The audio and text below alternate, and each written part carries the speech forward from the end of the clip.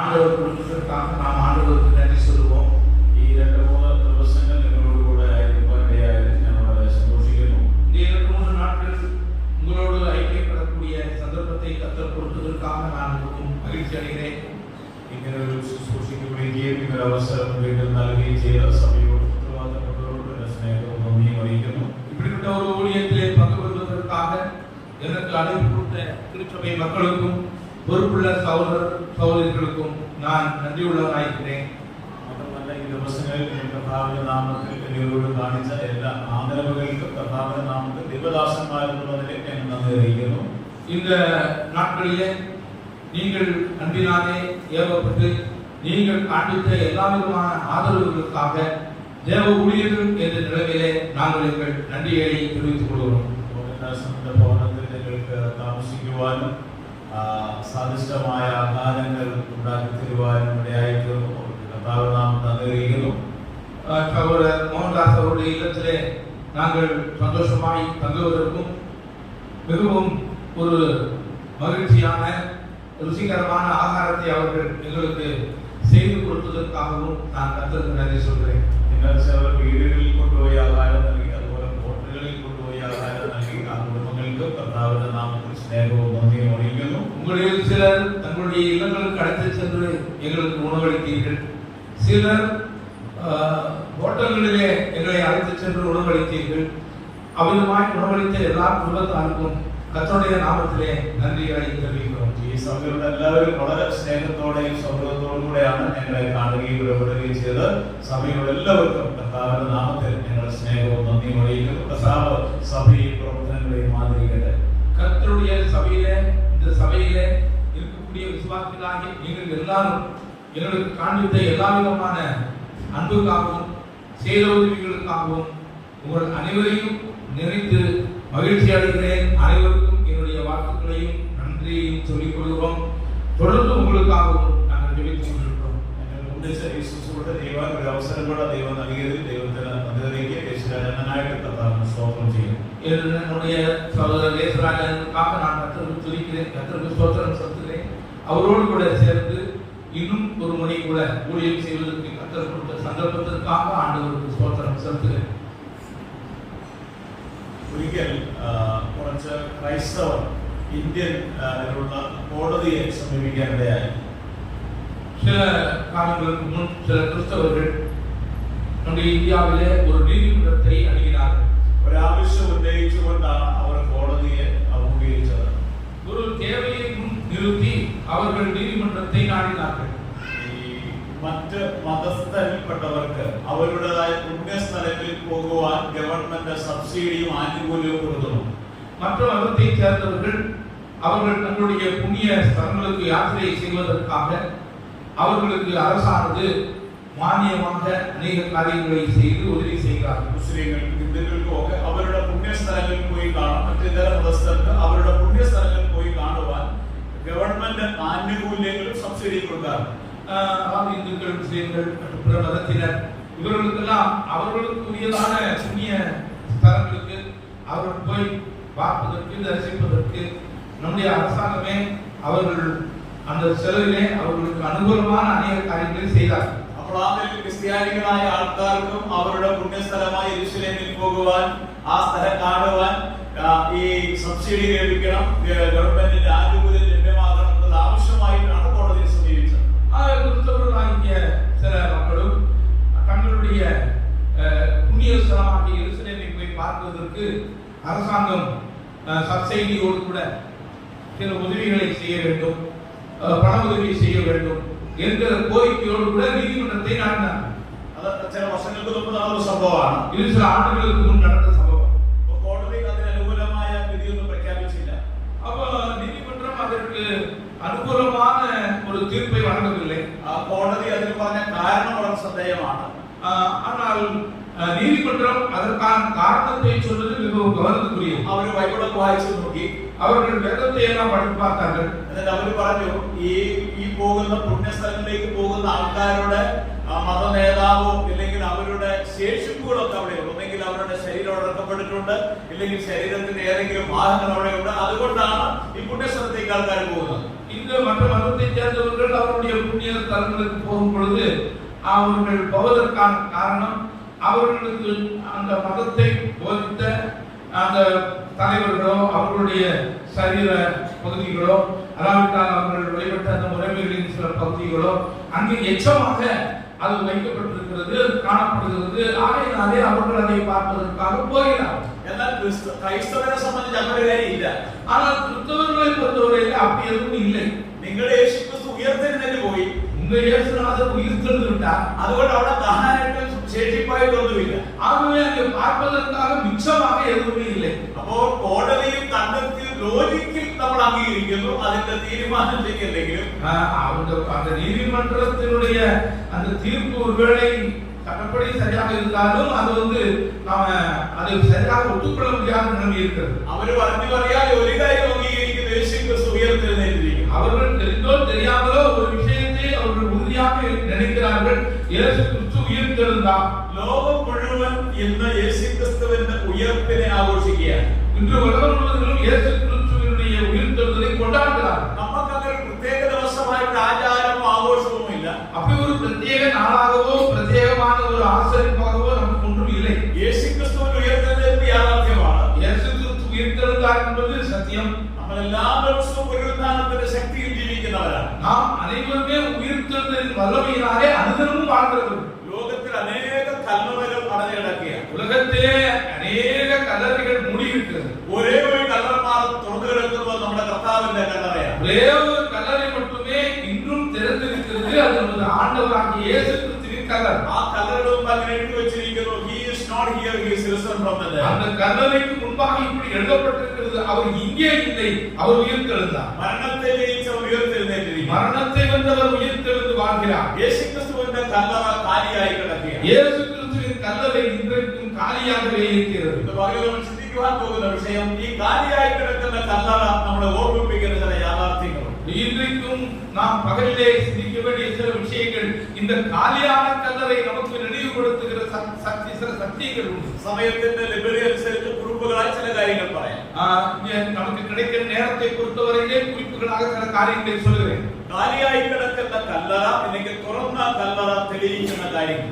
காலியாக கிடக்கிற கல்லறை அல்லாவிட்டால் திறக்கப்பட்டிருக்கிற கல்லறை நமக்கு தெளிவுபடுத்துகின்ற சில சத்தியங்கள். ഒന്നാമത്തെ കാര്യം, റോമാലേഖനം 1-ാം അധ്യായം 5-ാമത്തെ വാക്യത്തിലുള്ള ആരാധനയുള്ള ബന്ധത്തിൽ പ്രിയ യേശുരാജാണ് അത് പറഞ്ഞതാണ്. ரோமர் 1-ாம் அதிகாரம் 5வது வசனத்திலே அந்த குறிப்பு இருக்கிறது. ஆராதனையோடு சம்பந்தப்பட்ட நிலைமையிலே அது இங்கே வாசிக்கப்பட்டது. ജഡം സംബന്ധിച്ച് ദാവീദിന്റെ സന്തതിയിൽ നിന്ന് ജനിക്കുകയും മരിച്ചിട്ട് ഉയർത്തെഴുന്നേൽക്കുക, വിശുദ്ധിയുടെ ആത്മാവ് സംബന്ധിച്ച് ദൈവപുത്രനെന്ന് ശക്തിയോടെ നിർണയിക്കപ്പെടുകയും ചെയ്തിരിക്കുന്നുവല്ലോ. மாம்சத்தின்படி தாவீதின் சந்ததியில் பிறந்தவரும் பரிசுத்தமுள்ள ஆவியின்படி தேவனுடைய சுதனின்று மரித்தோரில் இருந்து உயிர்த்தெழுந்ததினால் பலமாய் நிரூபிக்கப்பட்ட தேவகுமாரனுமாயிருக்கிறார்.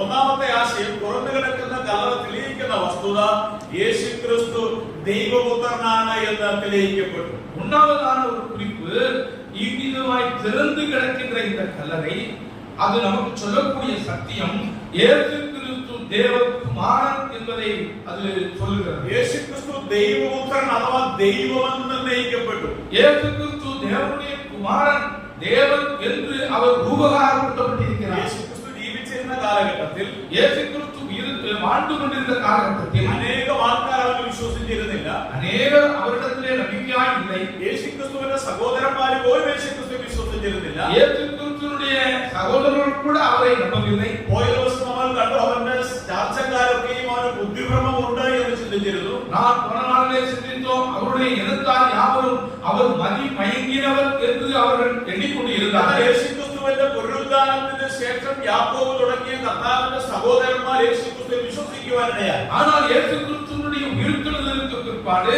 அவருடைய சகோதரர்களாகிய யாக்கோபும் மற்றவர்களும் அதை விசுவாசிக்க ஆரம்பித்தார்கள். നമ്മളിവിടെ വായിക്കുന്നത്, അവൻ മരിച്ചിട്ട് ജനിച്ചിട്ട് മരിച്ച ഉയർത്തെഴുന്നേൽക്കുകയാൽ വിശുദ്ധിയുടെ ആത്മാവ് സംബന്ധിച്ച് ദൈവപുത്രനെന്ന് ശക്തിയോടെ നിർണയിക്കപ്പെട്ടു എന്നാണ്. அவர் பிறந்து அவர் மரித்து உயிர்த்தெழுந்தபடியினாலே பரிசுத்த ஆவியானவரின் அந்த ஆவியின்படி அவர் தேவனுடைய குமாரன் என்று நிரூபிக்கப்பட்டிருக்கிறார். ദൈവപുത്രൻ എന്ന് പറഞ്ഞാൽ സംബന്ധിച്ചിടത്തോളം. தேவகுமாரன் என்று சொன்னால் யூதர்களை பொறுத்தவரையிலே அவர் தேவனுக்கு சமமானவர் என்று அர்த்தம். യേശുക്രിസ്തു പറഞ്ഞ ദൈവപുത്രനാണ് എന്ന് പറയുമ്പോൾ യഹൂദന്മാർ പറഞ്ഞു ദൈവദൂഷണം പറയാനും ദൈവത്തോട് സമനാർത്ഥിയാണ് എന്നാണ് പറഞ്ഞത്. இயேசு கிறிஸ்து தான் தேவனுடைய குமாரன் என்று சொல்லப்படுது. யூதர்கள் சொன்னார்கள், இதோ இவன் தேவதூஷணம் சொல்லுகிறான், தன்னை தேவனுக்கு சமமாக்கினார் என்று சொன்னார்கள். അപ്പോൾ യേശുക്രിസ്തുവിന്റെ പുനരുദ്ധാനത്തിലൂടെ അവൻ ദൈവമാണ് എന്ന് ഉറപ്പിക്കപ്പെടുവാനിടയായി. ஆக இயேசு கிறிஸ்துவினுடைய உயிர்த்தெழுதலினாலே அவர் தேவன் என்பது நிரூபிக்கப்பட்டிருக்கிறது. ലോകത്തിൽ ആദ്യമായി ഒരു കല്ലറയ്ക്ക് മുദ്രവെക്കുകയും കാവലിൽ ആൾക്കാരെ നിർത്തുകയും ചെയ്തു. உலகத்திலே ஒரு கல்லறைக்கு மாத்திரம் முதல் முறையாக அங்கே கல் வைக்கப்பட்டு முத்திரை போடப்பட்டது. காவல் காக்கும்படி ஆட்கள் நியமிக்கப்பட்டார். ആ മുദ്രയെയും കാവലാൾക്കാരെയും വിഭ്രമമാക്കിക്കൊണ്ട് യേശു കർത്താവ് ഉയർത്തെഴുന്നേൽക്കുവാനിടയായി. அந்த முத்திரையையும் காவல் காக்கிறவர்களையும் ஆண்டவர் அவர்களை பொருட்படுத்தாத நிலைமையிலே அவர்களை ஒரு பொருட்டாக நிற்காமல் அவர் உயிர்த்தெழுந்தார். തുറന്നു കിടക്കുന്ന കല്ലറ നമ്മോട് പറയുന്ന ഒരു വസ്തുതയുണ്ട്, തെളിയിക്കുന്ന ഒരു വസ്തുതയുണ്ട്. യേശുക്രിസ്തു സാക്ഷാൽ ദൈവമാണ്. அங்கே திறந்து கிடக்கிற கல்லறை நமக்கு சொல்லக்கூடிய ஒரு தெளிவான சத்தியம், நிரூபிக்கப்பட்ட ஒரு உண்மை என்னவென்றால் இயேசு கிறிஸ்து தேவனுடைய மெய்யான தேவனுடைய குமாரன். അതുകൊണ്ടാണ് കല്ലറ തുറന്നു കിടക്കുന്നത്. ஆகையினாலே கல்லறை இன்றைக்கு திறந்திருக்கிறது. യേശുക്രിസ്തു ദൈവമാണ് എന്ന ശക്തിയോടെ നിർണയിക്കപ്പെട്ടു. இயேசு கிறிஸ்து தேவன் என்று வல்லமையாய் பலமாய் அது நிரூபிக்கப்பட்டது. നമ്മൾ വിശ്വസിക്കുന്ന കർത്താവായ യേശുക്രിസ്തു സർവശക്തനായ ദൈവമാണ്. நாம் விசுவாசிக்கிற நம்முடைய ஆண்டவர் சர்வவல்லமையுள்ள தேவன். അവൻ മരണത്തെ ജയിച്ച് ഉയർത്തെഴുന്നേറ്റ് ജീവിക്കുന്നവനാണ്. அவர் மரணத்தை வென்று உயிர்த்தெழுந்து வாழ்கிறார். അവന്റെ പുനരുദ്ധാനത്താൽ ഉറപ്പിക്കപ്പെടുവാനിടയായി. அவருடைய உயிர்த்தெழுதலினாலே அது உறுதிப்படுத்தப்பட்டிருக்கிறது. രണ്ടാമത്തെ ആശയം, இரண்டாவது குறிப்பு, ദൈവത്തിന്റെ വചനം സത്യമാണ് എന്ന് തെളിയിക്കപ്പെട്ടു. தேவ வார்த்தை உண்மையானது என்று நிரூபிக்கப்பட்டிருக்கிறது. സങ്കീർത്തനം 16:10 വാക്യത്തിൽ சங்கீத புத்தகம் 16 அதிகாரம் 10வது வசனத்திலே കർത്താവായ യേശുക്രിസ്തുവിന്റെ പുനരുദ്ധാനത്തെ കുറിച്ചുള്ള ഒരു പ്രവചനമാണ് നമ്മൾ വായിക്കുന്നത്. ஆண்டவர் இயேசு கிறிஸ்துவினுடைய உயிர்த்தெழுதலை குறித்த ஒரு தீர்க்கதரிசனமாக நாங்கள் வாசிக்கிறோம். 16 സങ്കീർത്തനം 10 വാക്യം. 16 சங்கீதம் 10வது வசனம். നീ എന്റെ പ്രാണനെ പാതാളത്തിൽ വിടുകയില്ല, നിന്റെ പരിശുദ്ധനെ ദ്രവത്വം കാണാൻ സമ്മതിക്കുകയുമില്ല. என் ஆத்துமாவை பாதாளத்தில் விடி,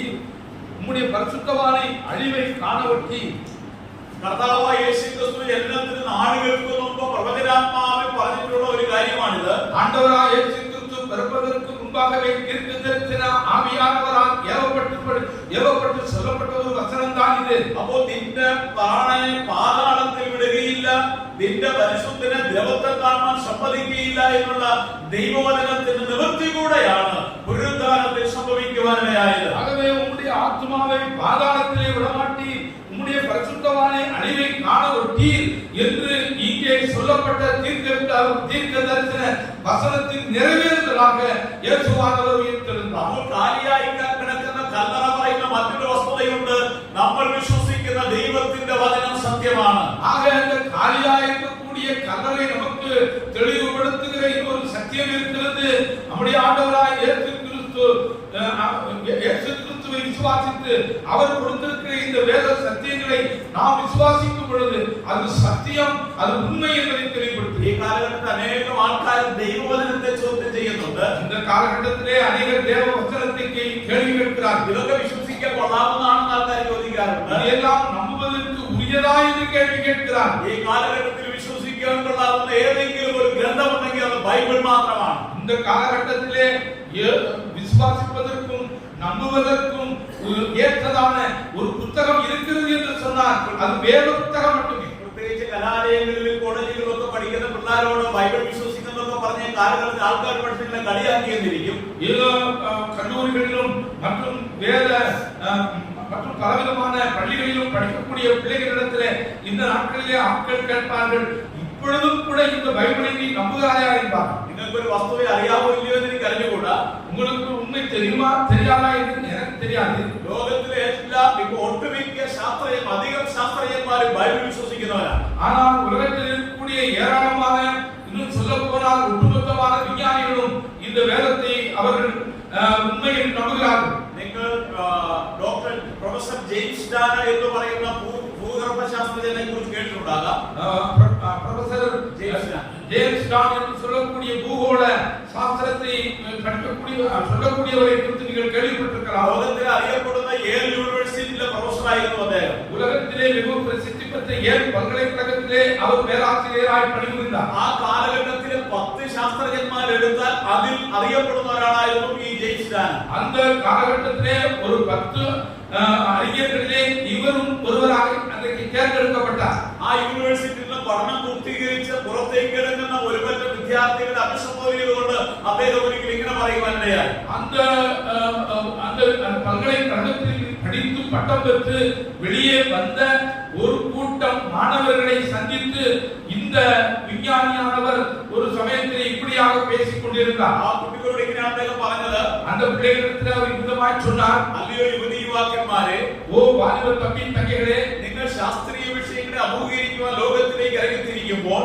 நீங்கள் இந்த விஞ்ஞான காரியங்களை ஆராய்ந்து தெளிவடையும்படியாக உலகத்துக்குள் போகும் பொழுது ജീവിതകാലം മുഴുവൻ ശാസ്ത്രീയ വിഷയം കൈകാര്യം ചെയ്ത வாழ்க்கை முழுவதும் இந்த சாஸ்திரங்களை கைக்கொண்ட ഒരു വൃദ്ധൻ എന്നുള്ളതാണെങ്കിൽ ഞാൻ നിങ്ങളോട് പറയുന്നു, ஒரு வயதானவர் என்ற நிலைமையிலே உங்களுக்கு நான் சொல்கிறேன், വേദപുസ്തകത്തിൽ രേഖപ്പെടുത്തിയിരിക്കുന്നതിന് അപ്പുറമായി வேத புத்தகத்திலே குறிப்பிடப்பட்டிருக்கிறதற்கு மேலாக വേറൊരു ശാസ്ത്രീയ സത്യങ്ങളും ഈ മുഴു ലോകത്തിൽ കാണുവാൻ സാധ്യമല്ല. வேறு எந்த விதமான சாஸ்திரங்களும் விஞ்ஞானங்களும் அது உலகத்தில் எங்கும் இல்லை.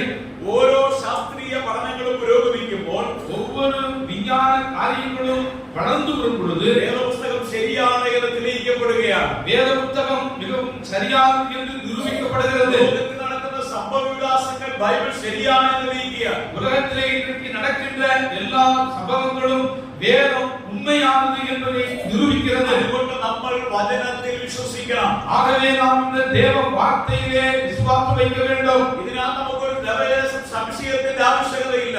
இந்த வேத வசனத்தை பொறுத்தவரையிலே இதன் மீது யாதொரு ஐயப்பாடும் நாம் கொள்ள அவசியமில்லை. ഇത് ദൈവത്തിന്റെ വചനമാണ്. இது தேவ வார்த்தையாகும். അതാണ് നമ്മുടെ ജീവിതത്തിന്റെ അടിസ്ഥാനം. இந்த வேத வார்த்தை தான் நம்முடைய வாழ்க்கையின் அடிப்படையாய் இருக்க வேண்டும். ആയിരിക്കണം നമ്മൾ ജീവിക്കേണ്ടത്. நாம் இந்த உலகத்திலே கொஞ்ச காலம் வாழ்கிறோம். ഒരു കാലഘട്ടത്തിൽ നമ്മളൊക്കെ വന്ന മതത്തിന്റെ ആചാരങ്ങളും മതവിശ്വാസങ്ങളും അന്ധവിശ്വാസങ്ങളും ഒക്കെ ആചരിച്ചു പോകുന്നവരാ. ஒரு காலத்திலே மத சம்பந்தப்பட்ட அநேக ஆச்சாரங்களையும் அநேக விசுவாசங்களையும் உடையவர்களாக நாம் வாழ்ந்து கொண்டு இருந்தோம். കർത്താവ് നമ്മളെ അന്ധകാലത്ത് അത്ഭുത പ്രകാശത്തിലേക്ക് കൊണ്ടുവന്നു. ஆனால் நம்முடைய தேவன் நம்மை அந்தகாரத்திலிருந்து ஆச்சரியமான ஒளிக்குள்ளே கொண்டு வந்தார். ഇനി അന്ധകാലത്തിലെ അനാചാരങ്ങളും അന്ധവിശ്വാസങ്ങളും നമ്മൾ അധിഗമിക്കേണ്ട ആവശ്യകതയില്ല. இனி அந்தகாரத்துக்கு ஏற்ற பலவிதமான அனாச்சாரமான ஆச்சாரியங்களையும் பல காரியங்களையும் நாம் இனி கடைபிடிக்க வேண்டிய அவசியம் இல்லை. ഇത് അറിയാത്ത ആൾക്കാരാണ് മരിച്ചവർക്ക് വേണ്ടി പ്രാർത്ഥിക്കുന്നു, മരിച്ചവർക്ക് വേണ്ടി ചടങ്ങുകൾ ഗർഭീകരിക്കുന്നതെല്ലാം വചനത്തിന് വിരുദ്ധമായ കാര്യങ്ങളാണ്. தெரியாதபடியினால் தான் மரித்தவர்களுக்காக துக்கம் கொண்டாடுகிறார்கள், மரித்தவர்களுக்காக பல சடங்குகளை செய்கிறார்கள், பலவிதமான காரியங்களை மரித்தவர்களுக்காக பாரம்பரியமாய் செய்கிறார்கள். அவர்கள் இந்த சத்தியத்தை அறியாததினால் ദൈവവചനം അറിയുകയും പഠിക്കുകയും ചെയ്യുന്നവർ അതിനനുകൂലമായി ജീവിക്കുവാൻ പാടില്ല. தேவ வசனத்தை அறிகிறவர்களும் படிக்கிறவர்களும் அதற்கு ஏற்ற பிரகாரமாக வாழ வேண்டியவர்கள். ഞാൻ ഇത്രമാത്രം പറഞ്ഞ ഭാഗം വിടാം. நான் இவ்வளவு மாத்திரத்திலே அதை விடுகிறேன். ഈ വചനം അങ്ങനെ ശരിയാണെങ്കിൽ இந்த திரு வார்த்தைகள் அப்படியாக சரியானதாக இருக்குமானால் നമ്മൾ പഠിക്കണം. இதை நாம் கற்றுக்கொள்ள வேண்டும். ഇത് നമ്മൾ അനുഗമിക്കണം. இதை நாம் பின்பற்ற வேண்டும். ഇത് പഠിച്ചു കഴിഞ്ഞാൽ നമ്മുടെ എല്ലാ നിലയിലുള്ള ബുദ്ധിമാൻ മണ്ഡലങ്ങളെ വികസിക്കുവാനിടയാകും. இதை நாம் படிக்கும் பொழுது எல்லா புத்தியும் இது மேலானதாக அது கவிக்கொள்ளும். ബൈബിൾ പഠിക്കുമ്പോൾ നിങ്ങൾ ചരിത്രം പഠിക്കും. வேதம் படிக்கும் பொழுது நீங்கள் வரலாற்றை படிக்க முடியும். ബൈബിൾ പഠിക്കുമ്പോൾ നിങ്ങൾ ശാസ്ത്രം പഠിക്കും. வேதத்தை படிக்கும் பொழுது நீங்கள் விஞ்ஞானத்தை படிக்க முடியும். ബൈബിൾ പഠിക്കുമ്പോൾ മറ്റ് ശാസ്ത്ര ശാഖകൾ നിങ്ങൾ പഠിക്കുവാനിടയാകും. வேதத்தை படிக்கும் பொழுது வேறு பல துறைகளில் உள்ள விஞ்ஞானங்களை குறித்து படிக்க முடியும். ദൈവവചനം പഠിക്കുന്ന നമ്മുടെ മക്കൾ ലോകത്തിന്റെ എവിടെ ചെന്നാലും അവരായിരിക്കും ഒന്നാം സ്ഥാനത്ത്. தேவ வார்த்தையை கற்றுக்கொள்கிற நம்முடைய பிள்ளைகள் உலகத்திற்கு எங்கே போனாலும் அவர்கள் முதல் இடத்திலே இருக்க முடியும். അവർക്ക് ലോകത്തിന്റെ പൊതുവായ കാര്യങ്ങളെ കുറിച്ച് പൊതുജ്ഞാനം അവർക്കുണ്ട്. உலகத்திலே இருக்கக்கூடிய காரியங்களை குறித்து பொது அறிவும் அவர்களுக்கு உண்டாகும். അതുകൊണ്ട് നമ്മുടെ തലമുറകളെയും ദൈവവചനം പഠിപ്പിക്കുവാൻ താല്പര്യപ്പെടുത്തുക. ஆகவே நம்முடைய தலைமுறைகளையும் தேவ வசனத்தை கற்றுக்கொள்வதற்கு நீங்கள் உற்சாகப்படுத்துங்கள். സഭയിലെ ബൈബിൾ ക്ലാസ് അത് ചിലർ പ്രായമുള്ള ചെറുക്ക് വേണ്ടിയാണ് ധരിച്ചു കളയരുത്. சபையிலே வேதபாட வகுப்பு என்பது வயதானவர்களுக்கு மட்டும் என்று நீங்கள் எண்ணக்கூடாது.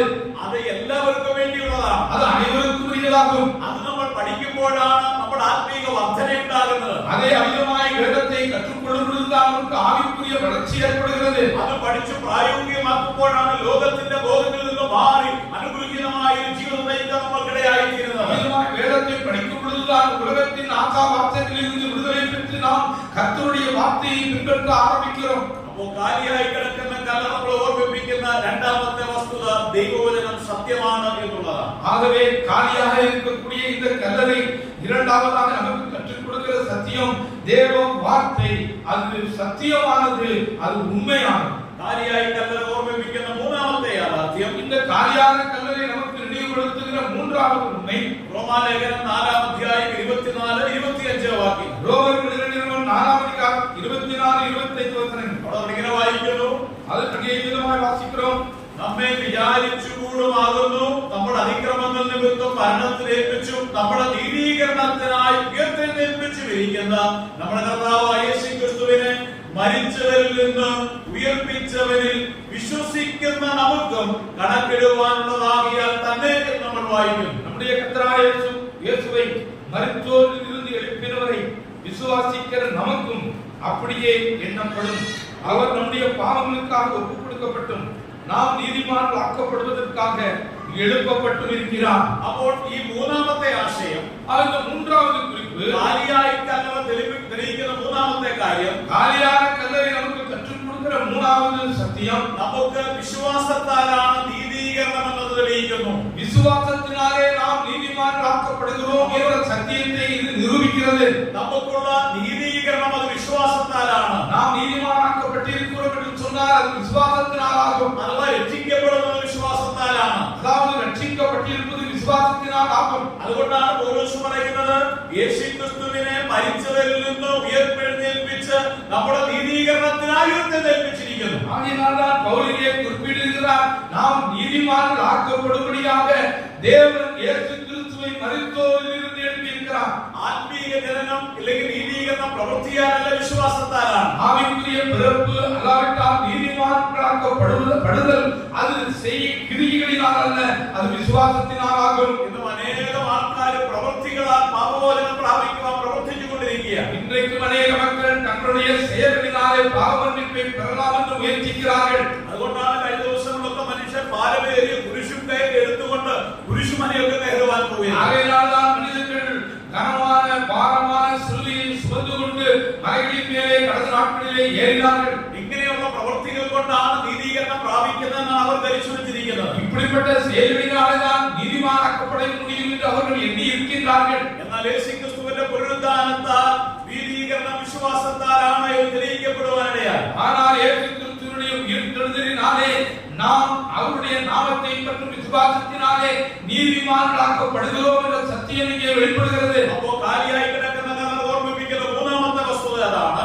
ஆகவே காலியாய் இருக்கின்ற அந்த கல்லறை நமக்கு தெளிவுபடுத்துகிற மூன்றாவது பொருள் വിശ്വാസത്താലാണ് നീതീകരണം എന്നുള്ളതാണ്. விசுவாசத்தினாலே நாம் நீதிமான்களாக்கப்படுகிறோம். നാലാമത്തെ ആശയം, நாலாவது குறிப்பு, കാലിയായി കിടക്കുന്ന കല്ലറ മാറാത്ത ഒരു പൗരോഹിത്യം സ്ഥാപിച്ചു എന്ന് നമ്മളെ ഓർമ്മിപ്പിക്കുന്നു. காலியாய் இருக்கிற கல்லறை நமக்கு மாறி போகாத ஒரு ஆசாரியத்துவத்தை அது நமக்கு நியமித்திருக்கிறது என்பதை காட்டுகிறது. എബ്രായ ലേഖനം 7-ാം അധ്യായം எபிரேயர் நிருபம் 7-ாம் அதிகாரம் അതിന്റെ 24-ാമത്തെ വാക്യം. அதனுடைய 24வது வசனம். എബ്രായ ലേഖനം 7:24. எபிரேயர் 7:24. ഇവനോ എന്നേക്കും ഇരിക്കുന്നത് കൊണ്ട് മാറാത്ത പൗരോഹിത്യമാകുന്നു പ്രാപിച്ചത്. இவர் என்றென்றைக்கும் உயிரோடு இருக்கிறவர் ஆகையால் மாறாத ஆசாரியத்துவம் உடையவராய் இருக்கிறார். ദൈവത്തിൽ അഗൗരവ പൗരോഹിത്യം ഉണ്ടായിരുന്നു.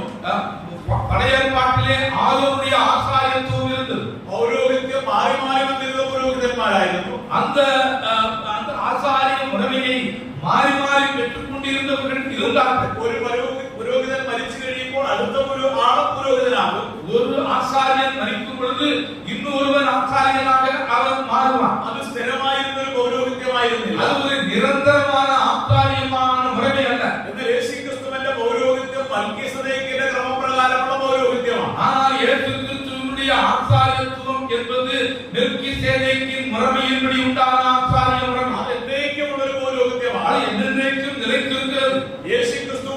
അടക്കപ്പെട്ട് ഉയർത്തെഴുന്നേറ്റതിനാൽ, യേശു ക്രിസ്തു മരിച്ചു അടക്കം பண்ணப்பட்டு ഉയർത്തെഴുന്നതിനാൽ മാറാത്ത ഒരു പൗരോഹിത്യം പ്രാപിക്കുവാനിടയായി. നിലயான ഒരു മാറിപ്പോകാത്ത ആചാര്യത്വത്തെ അവർ പെற்றுകൊள்ள முடிந்தது. യേശുക്രിസ്തു ആകാശത്തിലൂടെ കടന്നുപോയ ഒരു മഹാപുരോഹിതനാണ് നമ്മൾ തിരുവെഴുത്തിൽ വായിക്കുന്നത്. യേശു ക്രിസ്തു വാനങ്ങളിൽ വഴിയായി ഏറിപ്പോയ മഹാപ്രധാന ആചാര്യൻ എന്ന് വേദം சொல்கிறது. പഴയ നിയമത്തിലെ യാഗങ്ങളും പൗരോഹിത്യവും എല്ലാം യേശുക്രിസ്തുവിന്റെ ഒരു നിഴലായിരുന്നു. பழைய ஏற்பாட்டிலே இந்த ஆசாரியத்துவமும் ஆசாரங்களும் பலிகளெல்லாம் இயேசு கிறிஸ்துவுக்கு நிழலாயிருந்தது. യേശു ക്രിസ്തു ഒരു യാഗമായി തീർന്നു. இயேசு கிறிஸ்து ஒரு பலியாக மாறினார். പഴയ നിയമ യാഗങ്ങളെല്ലാം നിഴലായിരുന്നു. ദൈവകുഞ്ഞാടായ യേശു ക്രിസ്തു പൊരുളായി നമുക്ക് വേണ്ടി മരിക്കുവാനിടയായി. பழைய ஏற்பாட்டு பலிகளெல்லாம் இயேசு கிறிஸ்துவுக்கு நிழலாயிருந்தது. பொருள் உண்மையான பொருளாய் இருக்கிற ஆண்டவராய் இயேசு கிறிஸ்து நமக்காக பலியானார். അതുകൊണ്ട് ഈ യാഗങ്ങൾ ആവർത്തിക്കപ്പെടുവാൻ ആവശ്യമില്ല. ஆகவே இனியும் திரும்ப திரும்ப பலிகள் செலுத்த அவசியம் இல்லை. അതുകൊണ്ട് പൗരോഹിത്യ ശുശ്രൂഷയുടെയും ആവശ്യമില്ല. ஆகவே ஆசாரியத்துவ ஊழியமும் தேவையில்லை. ഇന്ന് രക്ഷിക്കപ്പെടുന്ന നമ്മളെല്ലാം രാജകീയ പുരോഹിത വർഗമാണ്. இன்றைக்கு ரட்சிக்கப்பட்டிருக்கிற நாம் அனைவரும் ராஜரீகமான ஆசாரிய கூட்டம். അതുകൊണ്ടാണ് ഇവിടെ ശുശ്രൂഷ ചെയ്യുന്ന ഞങ്ങളാരും വേഷഭൂഷാദികളൊന്നും പഴയ നിയമത്തിൽ പറഞ്ഞതുപോലെ ചെയ്യുന്നില്ല. ஆகையினால்தான் இங்கே ஊழியத்தை செய்கிற நாங்கள் யாரும் பழைய ஏற்பாட்டிலே சொல்லப்பட்டிருக்கிற வேஷங்கள் ஒன்றையும் அணிவதில்லை. പഴയ നിയമത്തിൽ ഒരു സമാഗമന കൂടാരം അല്ലെങ്കിൽ ദൈവത്തിന്റെ ആലയമുണ്ട്. பழைய ஏற்பாட்டிலே ஒரு ஆச்சரிப்பு கூடாரமோ தேவாலயமோ இருந்தது. അതിന് 3 സ്ഥലങ്ങളുണ്ട്. அதற்கு 3 பகுதிகள் இருந்தன. പ്രാകാരം, വിശുദ്ധ സ്ഥലം, അതിവിശുദ്ധ സ്ഥലം. பிரகாரம், பரிசுத்த ஸ்தலம், மகாபரிசுத்த ஸ்தலம். ഈ അതിവിശുദ്ധ സ്ഥലത്ത് എല്ലാവർക്കും കടന്നു ചെല്ലുവാൻ സാധ്യമല്ല. அந்த மகாபரிசுத்த ஸ்தலத்திலே எல்லாரும் போக முடியாது. ആണ്ടിലൊരിക്കൽ മഹാപുരോഹിതന് മാത്രമേ അവിടെ ചെല്ലുവാൻ സാധ്യമാകൂ. வருடத்திற்கு ஒரு முறை மகாபிரதான ஆசாரியன் மாத்திரமே அந்த மகாபரிசுத்த ஸ்தலத்துக்குள்ளே பிரவேசிக்க முடியும். തന്റെയും ജനത്തിന്റെയും പാപത്തിനു വേണ്ടി യാഗമർപ്പിച്ച് യാഗരക്തവുമായിട്ടാണ് യാഗപീഠത്തിലേക്ക് അത്യുസ്ഥലത്തേക്ക് പുരോഹിതൻ കടന്നു ചെല്ലുന്നത്. தனக்காகவும் ஜனங்களுக்காகவும் பாவநிவர்த்தி உண்டாகும்படி பரிசீலித்துக் கொண்டு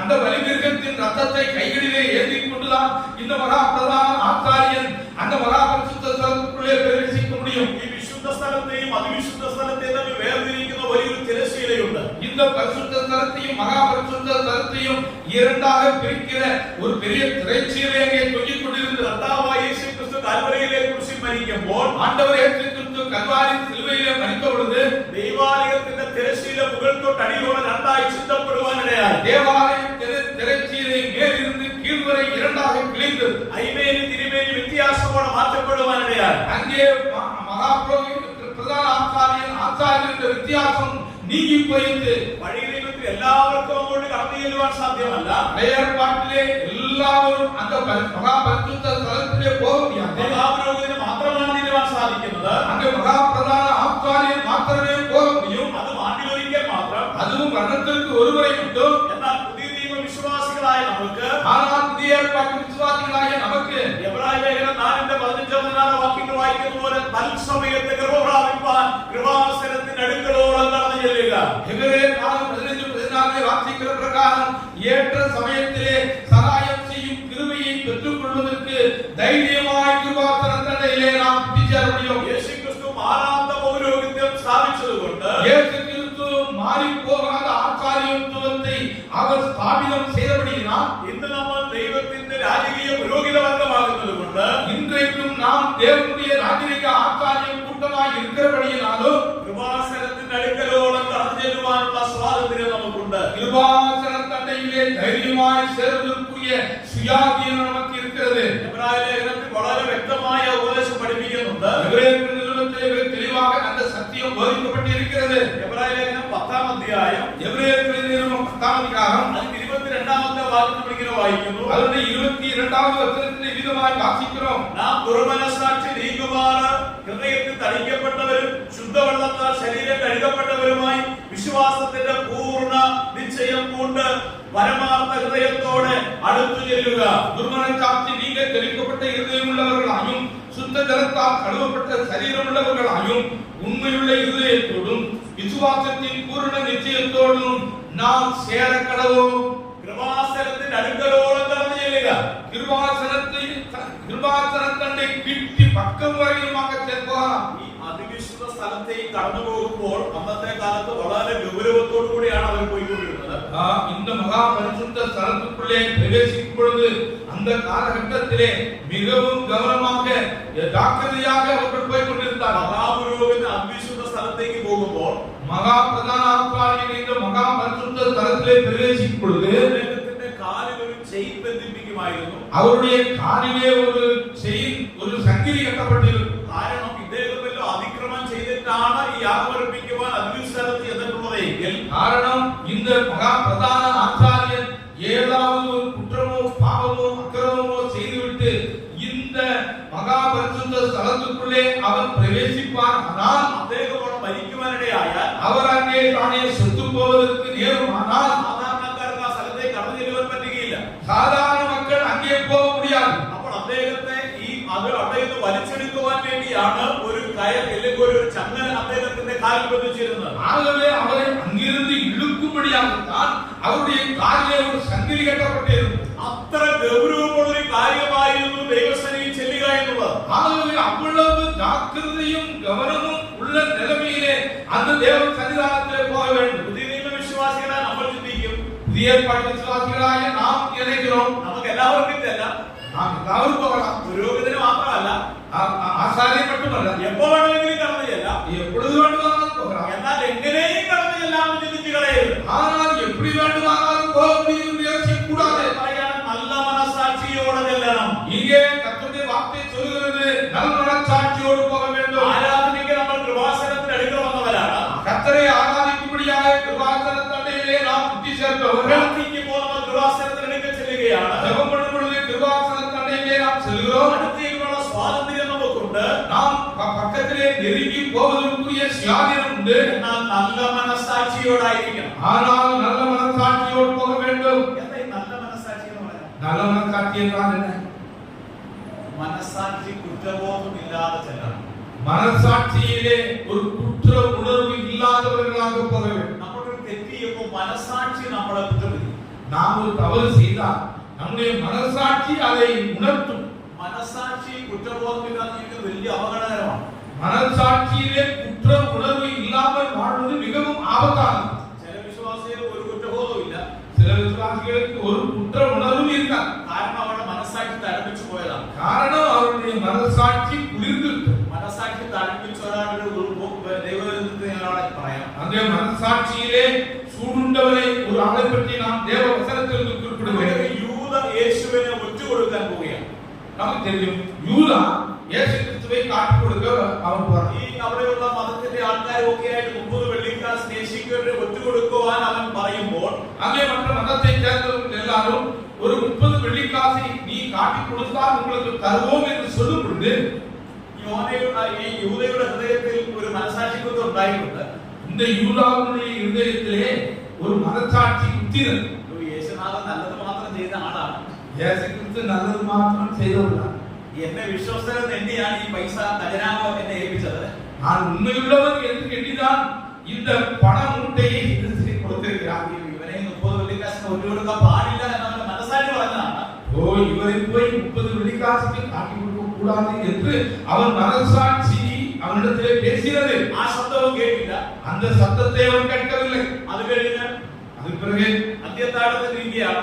அங்கே அந்த பந்தியிலே இருக்கிறார்கள். അപ്പൊ കർത്താവ് പറഞ്ഞു, നിങ്ങൾ ഒരുവൻ എന്നെ ഒറ്റുകൊടുക്കും. அப்பொழுது கர்த்தர் சொன்னார், உங்களில் ஒருவர் என்னை காட்டி கொடுப்பான். അപ്പൊ ശിഷ്യന്മാരെല്ലാം ചോദിച്ചു, ഇത് ഞാനാണോ ആരാണോ എന്ന് ചോദിച്ചു. அப்ப சீடர்களாக கேட்டாங்க, நானும் என்று கேட்டாங்க. യൂദയ്ക്കറിയാം ഇത് ഞാനാണ്. ஆனா யூதாவுக்கு தெரியும் நான் தாழ்வார் என்று. ഒരുപക്ഷെ അവരെ ചോദിക്കുകയാണ്, ഇത് ഞാനാണോ? ஒருவேளை அவனும் கேட்டிருப்பான், நான் தானா?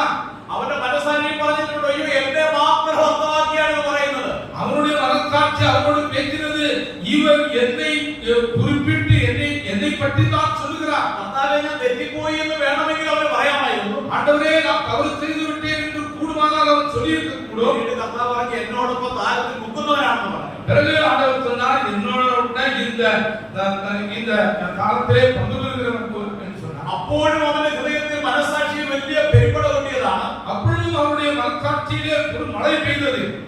അതിനുശേഷം அதுக்கு பிற்பாடு ഗെത്സമനത്തോട്ടത്തിൽ കർത്താവിനെ കാണിച്ചു കൊടുക്കുവാൻ ആൾക്കാരെ കൂട്ടിക്കൊണ്ടുവരികയാണ്. கெத்செமனே தோட்டத்திலே கர்த்தரை காட்டி கொடுக்கும்படியாக ஆட்களை இழுத்து கொண்டு வருகிறார். സാധാരണക്കാരെ യഹൂദന്മാരെ കണ്ടാൽ ഉരുവന്നിരിക്കും. സാധാരണமாக யூதர்களெல்லாம் பார்த்தா உருவம் இருப்பாங்க.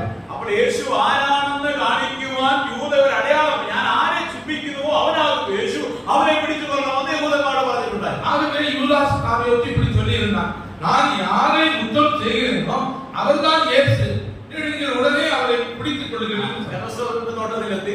கெத்செமனே தோட்டத்துக்கு போனார். ഒന്നും അറിയാത്ത പോലെ യൂദ വളരെ സ്നേഹത്തോടെ യേശുവിനെ ചുംബനം കൊടുത്തു. அங்கே ஒன்றும் அறியாதவனை போல தெரியாதவனை போல இயேசுவின் பக்கத்திலே போய் அவருக்கு ஒரு முத்தத்தை கொடுத்தார். യേശുവിന്റെ ചോദ്യം ഇങ്ങനെയായിരുന്നു, இயேசு கிறிஸ்துவின் கேள்வி മനുഷ്യപുത്രനെ ചുംബനം കൊണ്ട് മുത്തു കൊടുക്കുന്നത്, மனிதகுமாரனை முத்தத்தினாலே காட்டிக் கொடுக்கிறாயா? അവന്റെ ഹൃദയത്തിൽ വലിയ പെരുമ്പട പൊട്ടിയാണ്. മനസാക്ഷി ശക്തമായി പറ, അയ്യോ ഞാൻ ഈ മനുഷ്യനെയാണ് ഒറ്റ കൊടുക്കുന്നത് പറഞ്ഞ இதோ அவருடைய இருதயத்திலே மனசாட்சி அவரை பயங்கரமாக குத்தினது. ஐயோ இப்படிப்பட்ட ஒருவரை தான் காட்டி கொடுத்தேனா? ഈ പല സഹോദരന്മാരും അതുപോലാണ്. இன்றைக்கு பல சகோதர ഞാൻ ഒരിക്കൽ ഒരു സ്ഥലത്തേക്ക് പോകുമ്പോൾ ഒരു സഹോദരനെ കുറിച്ച് അവരോട് വളരെ മോശമായിട്ട് പറഞ്ഞിരിക്കുകയാണ്. நான் ஒரு இடத்துக்கு போகும்பொழுது ஒரு சகோதரனை பற்றி இன்னொரு சகோதரன் மோசமாக சொல்லிக் கொண்டிருந்தார். ആ പുള്ളിയെ കുറിച്ച് ആവശ്യമില്ലാതെല്ലാം പറഞ്ഞിരിക്കുകയാണ്. அந்த நபரை குறித்து தேவையற்றதெல்லாம் சொல்லிக் கொண்டிருந்தார். അങ്ങനെ പറഞ്ഞുകൊണ്ടിരിക്കും ഈ മനുഷ്യൻ വന്നു. அப்படி சொல்லிக் கொண்டிருக்கும் பொழுது இந்த மனிதன் வந்து விட்டார். ഈ പറഞ്ഞ ആ ബ്രദറെ എന്നെ വന്നെന്ന് പറഞ്ഞ് കെട്ടിപ്പിടിക്കുന്നു, ഉമ്മ കൊടുക്കുന്നു. அப்படியாக இவரை பற்றி குற்றம் சொல்லிக் கொண்டிருந்த இந்த நபர் அவரை பார்த்த உடனே, ஓ பிரதர் வாங்க, எப்படி இருக்கீங்கன்னு அவரை கட்டிப்பிடித்து முத்தம் கொடுக்கிறார். ഇത് കറക്റ്റ് യൂദയുടെ പരിപാടിയാണ്. இது சரியாக யூதாஸ் காரியத்தினுடைய செயல்தான். ആ മനുഷ്യനെ പകയാണ് അവന്റെ ഹൃദയത്തിൽ ഇരിക്കുന്നത്. அந்த மனிதனை குறித்து பயங்கரமான பகை உணர்வை இவர் வைத்துக் கொண்டிருக்கிறார். അതെല്ലാം മനസ്സിൽ വെച്ചുകൊണ്ടായി കെട്ടിപ്പിടുന്നു, ഉപഭോഗം നടത്തുന്നു. அதையெல்லாம் மனதிலே வைத்துக் கொண்டுதான் இவர் கட்டிப்பிடிக்கிறார், முத்தம் கொடுக்கிறார். ഇനി യോനയുടെ കാര്യത്തിലേക്ക്, യൂദയുടെ കാര്യത്തിലേക്ക് വരാം. இனி யூதாவுடைய விஷயத்துக்கு வருவோம். യൂദയെ കുറിച്ച് നമ്മൾ വായിക്കുന്നത്, இந்த யூதாசை குறித்து வாசிக்கிறோம். മനസാക്ഷിയുടെ ആക്ഷേപം കേതുവായി അവൻ കെട്ടിഞ്ഞാന്ന് മരിച്ചെന്നാണ് വായിക്കുന്നത്. அவன் மனசாட்சியிலே குத்துண்டவனாகத்தான் அவன் நான்று கொண்டு சென்றான். ദൈവസന്നിധിയിൽ വരുമ്പോൾ നല്ല മനസാക്ഷിയോടെ വരണം. தேவன் சன்னிதானத்துக்கு வரும்பொழுது நல்ல மனசாட்சியோடு வர வேண்டும். ദുർമനസാക്ഷിയോടുകൂടെ ദൈവസന്നിധിയിൽ വരരുത്. துர்மனசாட்சியோடு கூட தேவ சன்னிதானத்திலே வரக்கூடாது. സഹോദരന്മാരുമായി പിണക്കമുണ്ടായിട്ട് സഭയിൽ ആരാധനയ്ക്ക് വരരുത്. சபையிலே சகோதர சகோதரிகளோடு உங்களுக்கு ஐக்கியம் இல்லாத நிலைமையிலே பகை இருக்குமானால் அதோடு கூட இந்த திருச்சபையிலே வரக்கூடாது. പാപം ചെയ്തിട്ട് കുറ്റബോധവുമായി ആരാധനയ്ക്ക് കടന്നു വരരുത്. பாவம் செய்துவிட்டு குற்ற உணர்வோடு கூட இந்த ஆராதனைக்கு கடந்து வரக்கூடாது. നല്ല മനസാക്ഷിയോടെ കടന്നു വരണം. நல்மனசாட்சியோடு வர வேண்டும். ദൈവമക്കളായതുകൊണ്ട് ഏത് സമയത്ത് കൃപാസനത്തിൽ എടുക്കൽ വരാം. தேவ பிள்ளைகளாய் இருக்கிறபடியினாலே எந்த நேரத்திலும் கிருபாசனத்தண்டையிலே கிட்டி சேரலாம். പ്രാർത്ഥിക്കാം, ആരാധിക്കാം, എല്ലാ സ്വാതന്ത്ര്യവും ഉണ്ട്. ஜெபிக்கலாம், ஆராதிக்கலாம், எல்லா சுயாதீனமும் உண்டு. എന്നാൽ എങ്ങനെയും വരുവാനുള്ള സ്വാതന്ത്ര്യമില്ല. ஆனால் எப்படியும் வரலாம் என்ற சுயாதீனம் இல்லை. പാപം ചെയ്തിട്ട് ആരാധനയ്ക്ക് കടന്നു വരരുത്. பாவம் செய்துவிட்டு ஆராதனைக்கு கடந்து வராதீர்கள். ഭാര്യാഭർത്താക്കന്മാർ വഴക്കുണ്ടാക്കിയിട്ട് ആരാധനയ്ക്ക് കടന്നു വരരുത്. கணவன் மனைவி சண்டை போட்டுக் கொண்டு நீங்கள் ஆராதனைக்கு வரக்கூடாது. കുടുംബത്തിൽ അസ്വസ്ഥതയുണ്ടായിട്ട് ആരാധനയ്ക്ക് വരരുത്. குடும்பத்திலே எந்த விதமான ஒரு சுகமான சௌகரியமான சமாதானம் இல்லாத நிலைமை இருக்கும் பொழுது நீங்கள் ஆராதனையிலே வரக்கூடாது. തിരുവെഴുത്ത് ഇങ്ങനെയാണ് പറയുന്നത്, வேதம் இப்படித்தான் നീ சொல்கிறது. യാഗമർപ്പിക്കുവാൻ പോകുമ്പോൾ நீ பலி செலுத்த போகும் பொழுது നിന്റെ സഹോദരന് നിന്നോട് വല്ലതും ഉണ്ടെന്ന് തോന്നിയാൽ உன் சகோதரனுக்கு உன்னிடத்திலே குறை உண்டு என்று நீ உணர்வாயாக ആദ്യം നിന്റെ യാഗം വച്ചിട്ട് നിന്റെ സഹോദരനോട് നിരന്നുകൊള്ളുക, എന്നിട്ട് വന്ന് യാഗമർപ്പിക്കുക. நீ முதலாவதும் காணிக்கை இங்கேதானே வைத்துவிட்டு உன் சகோதரனோடு ஒப்புரவாகி வந்து பிறகு பலி செலுத்து. അല്ലാതെ അർപ്പിക്കുന്ന യാഗങ്ങൾ ദൈവത്തിന് പ്രസാദകരമല്ല.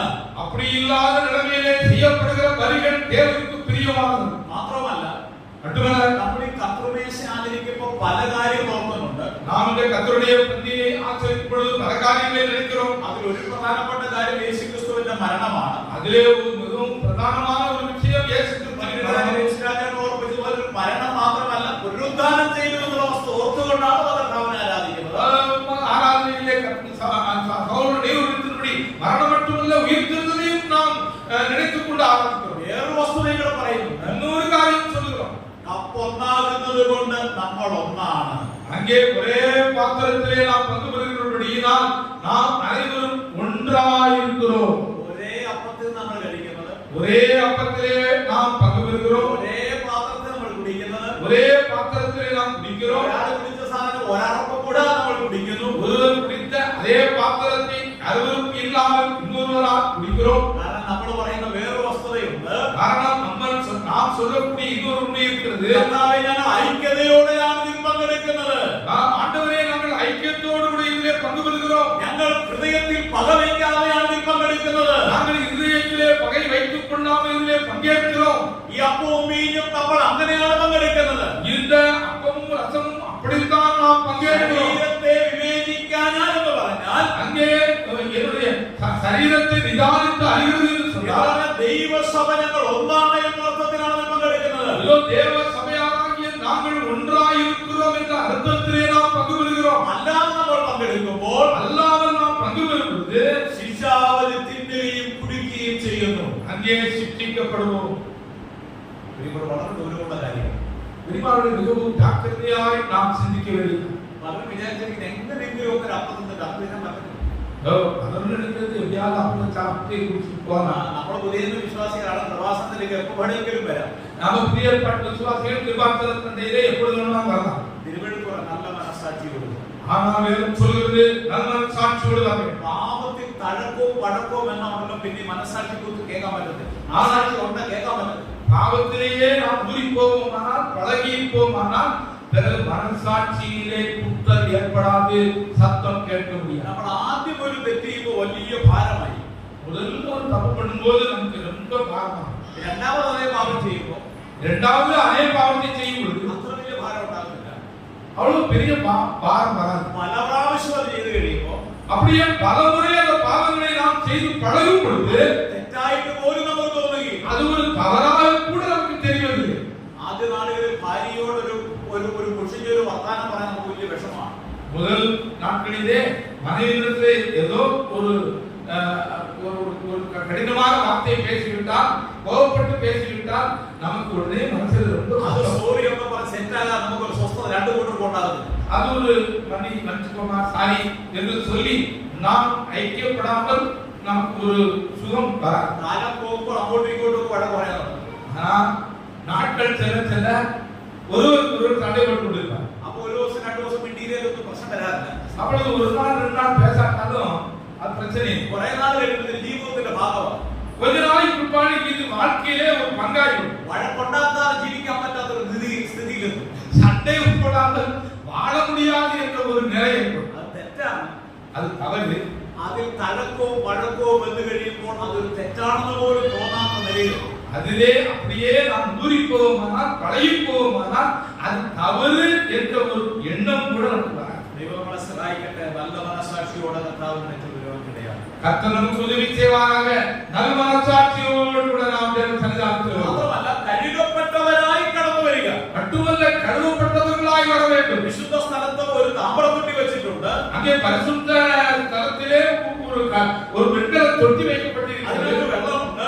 அதிலே உள்ளே தண்ணீர் இருக்கிறது. അതിനകത്ത് പോകുന്നവരെല്ലാം കഴുകിയിട്ട് വേണം, ശരീരമെല്ലാം കഴുകി ശുദ്ധീകരിച്ചിട്ട് വേണം കടന്നു പോകുക. அதற்கு அந்த ஆசரிப்பு கூடாரத்துக்குள்ளே போகிறவர்கள் தங்கள் சரீரங்களை அந்த தண்ணீரினாலே சுத்தம் செய்து கொண்டு உள்ளே போக வேண்டும். ഈ നിയമവിശ്വാസിക്ക് അങ്ങനെയുള്ള കഴിയുന്നതിനെ കുറിച്ചല്ല പറഞ്ഞിരിക്കുന്നത്. ஆனால் புதிய ஏற்பாட்டு விசுவாசிகளாகிய நமக்கு அப்படிப்பட்ட ஒரு கழுவுதலை பற்றி சொல்லவில்லை. എഫേസ്യ ലേഖനം 5:26 നമ്മൾ വായിക്കുന്നത് ആ യേശുക്രിസ്തു അവളെ അഥവാ സഭയെ ജലത്തോടുകൂടിയ വചനത്തോടുകൂടി ജലസ്നാനത്താൽ ശുദ്ധീകരിക്കുന്നു എന്നാണ്.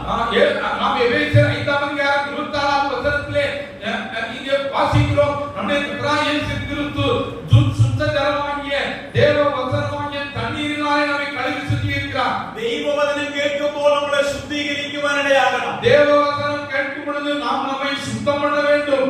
ദൈവവചനം ശുദ്ധീകരിക്കുന്ന ജലമാണ്. தேவ வார்த்தையானது நம்மை சுத்தம் பண்ணுகிற தண்ணீர். നമ്മുടെ ജീവിതത്തിൽ എന്തെങ്കിലും അഴുക്കുകളുണ്ടെങ്കിൽ വചനങ്ങളൊക്കെ നിരന്തരമായി കേൾപ്പിക്കുന്ന കഴുകി ശുദ്ധീകരണം പ്രാപിക്കാൻ വേണ്ടിയാണ്. இதோ நம்முடைய வாழ்க்கையிலே நிரந்தரமாக இப்படி வசனத்தை கேட்டுக்கொண்டு இருக்கிறோமே, இதற்கு என்ன காரணம்? நம்முடைய வாழ்க்கையிலே இருக்கக்கூடிய அழுக்குகளை நாம் நீக்கி சுத்தம் பண்ணுவதற்காக. ദൈവവചനത്താലുള്ള ശുദ്ധീകരണം നമുക്ക് ആവശ്യമാണ്. ஆகவே தேவ வார்த்தையினால் உண்டாகிற ஒரு சுத்திகரிப்பு நமக்கு தேவை. കഴുകപ്പെട്ടവരെ പരമാർത്ഥ ഹൃദയത്തോടെ അടുത്ത് ചെല്ലണം. அது மட்டுமல்ல, நாம் உண்மையுள்ள இதயத்தோடு போக வேண்டும். മാത്രമല്ല സഭായോഗങ്ങൾ ഉപേക്ഷിക്കരുത്. அது மட்டுமல்ல, சபை கூட்டங்களை நாம் விட்டுவிடக் கூடாது. വേദഭാഗത്തെല്ലാം യേശുക്രിസ്തുവിന്റെ പൗരോഹിത്യ മുഖാന്തരം നമുക്കുണ്ടായ അനുഗ്രഹങ്ങളും അതുനിമിത്തം നമ്മൾ ചെയ്യേണ്ട കാര്യങ്ങളുമാണ് വിവരിച്ചിരിക്കുന്നത്. இந்த வேத பகுதியிலெல்லாம் இயேசு கிறிஸ்து மூலமாக நமக்கு கிடைத்திருக்கிற ஆசாரிய முறைமை, ஆசாரியத்துவத்தை பற்றியும் அதற்கு ஏதுவாக நாம் செய்ய வேண்டிய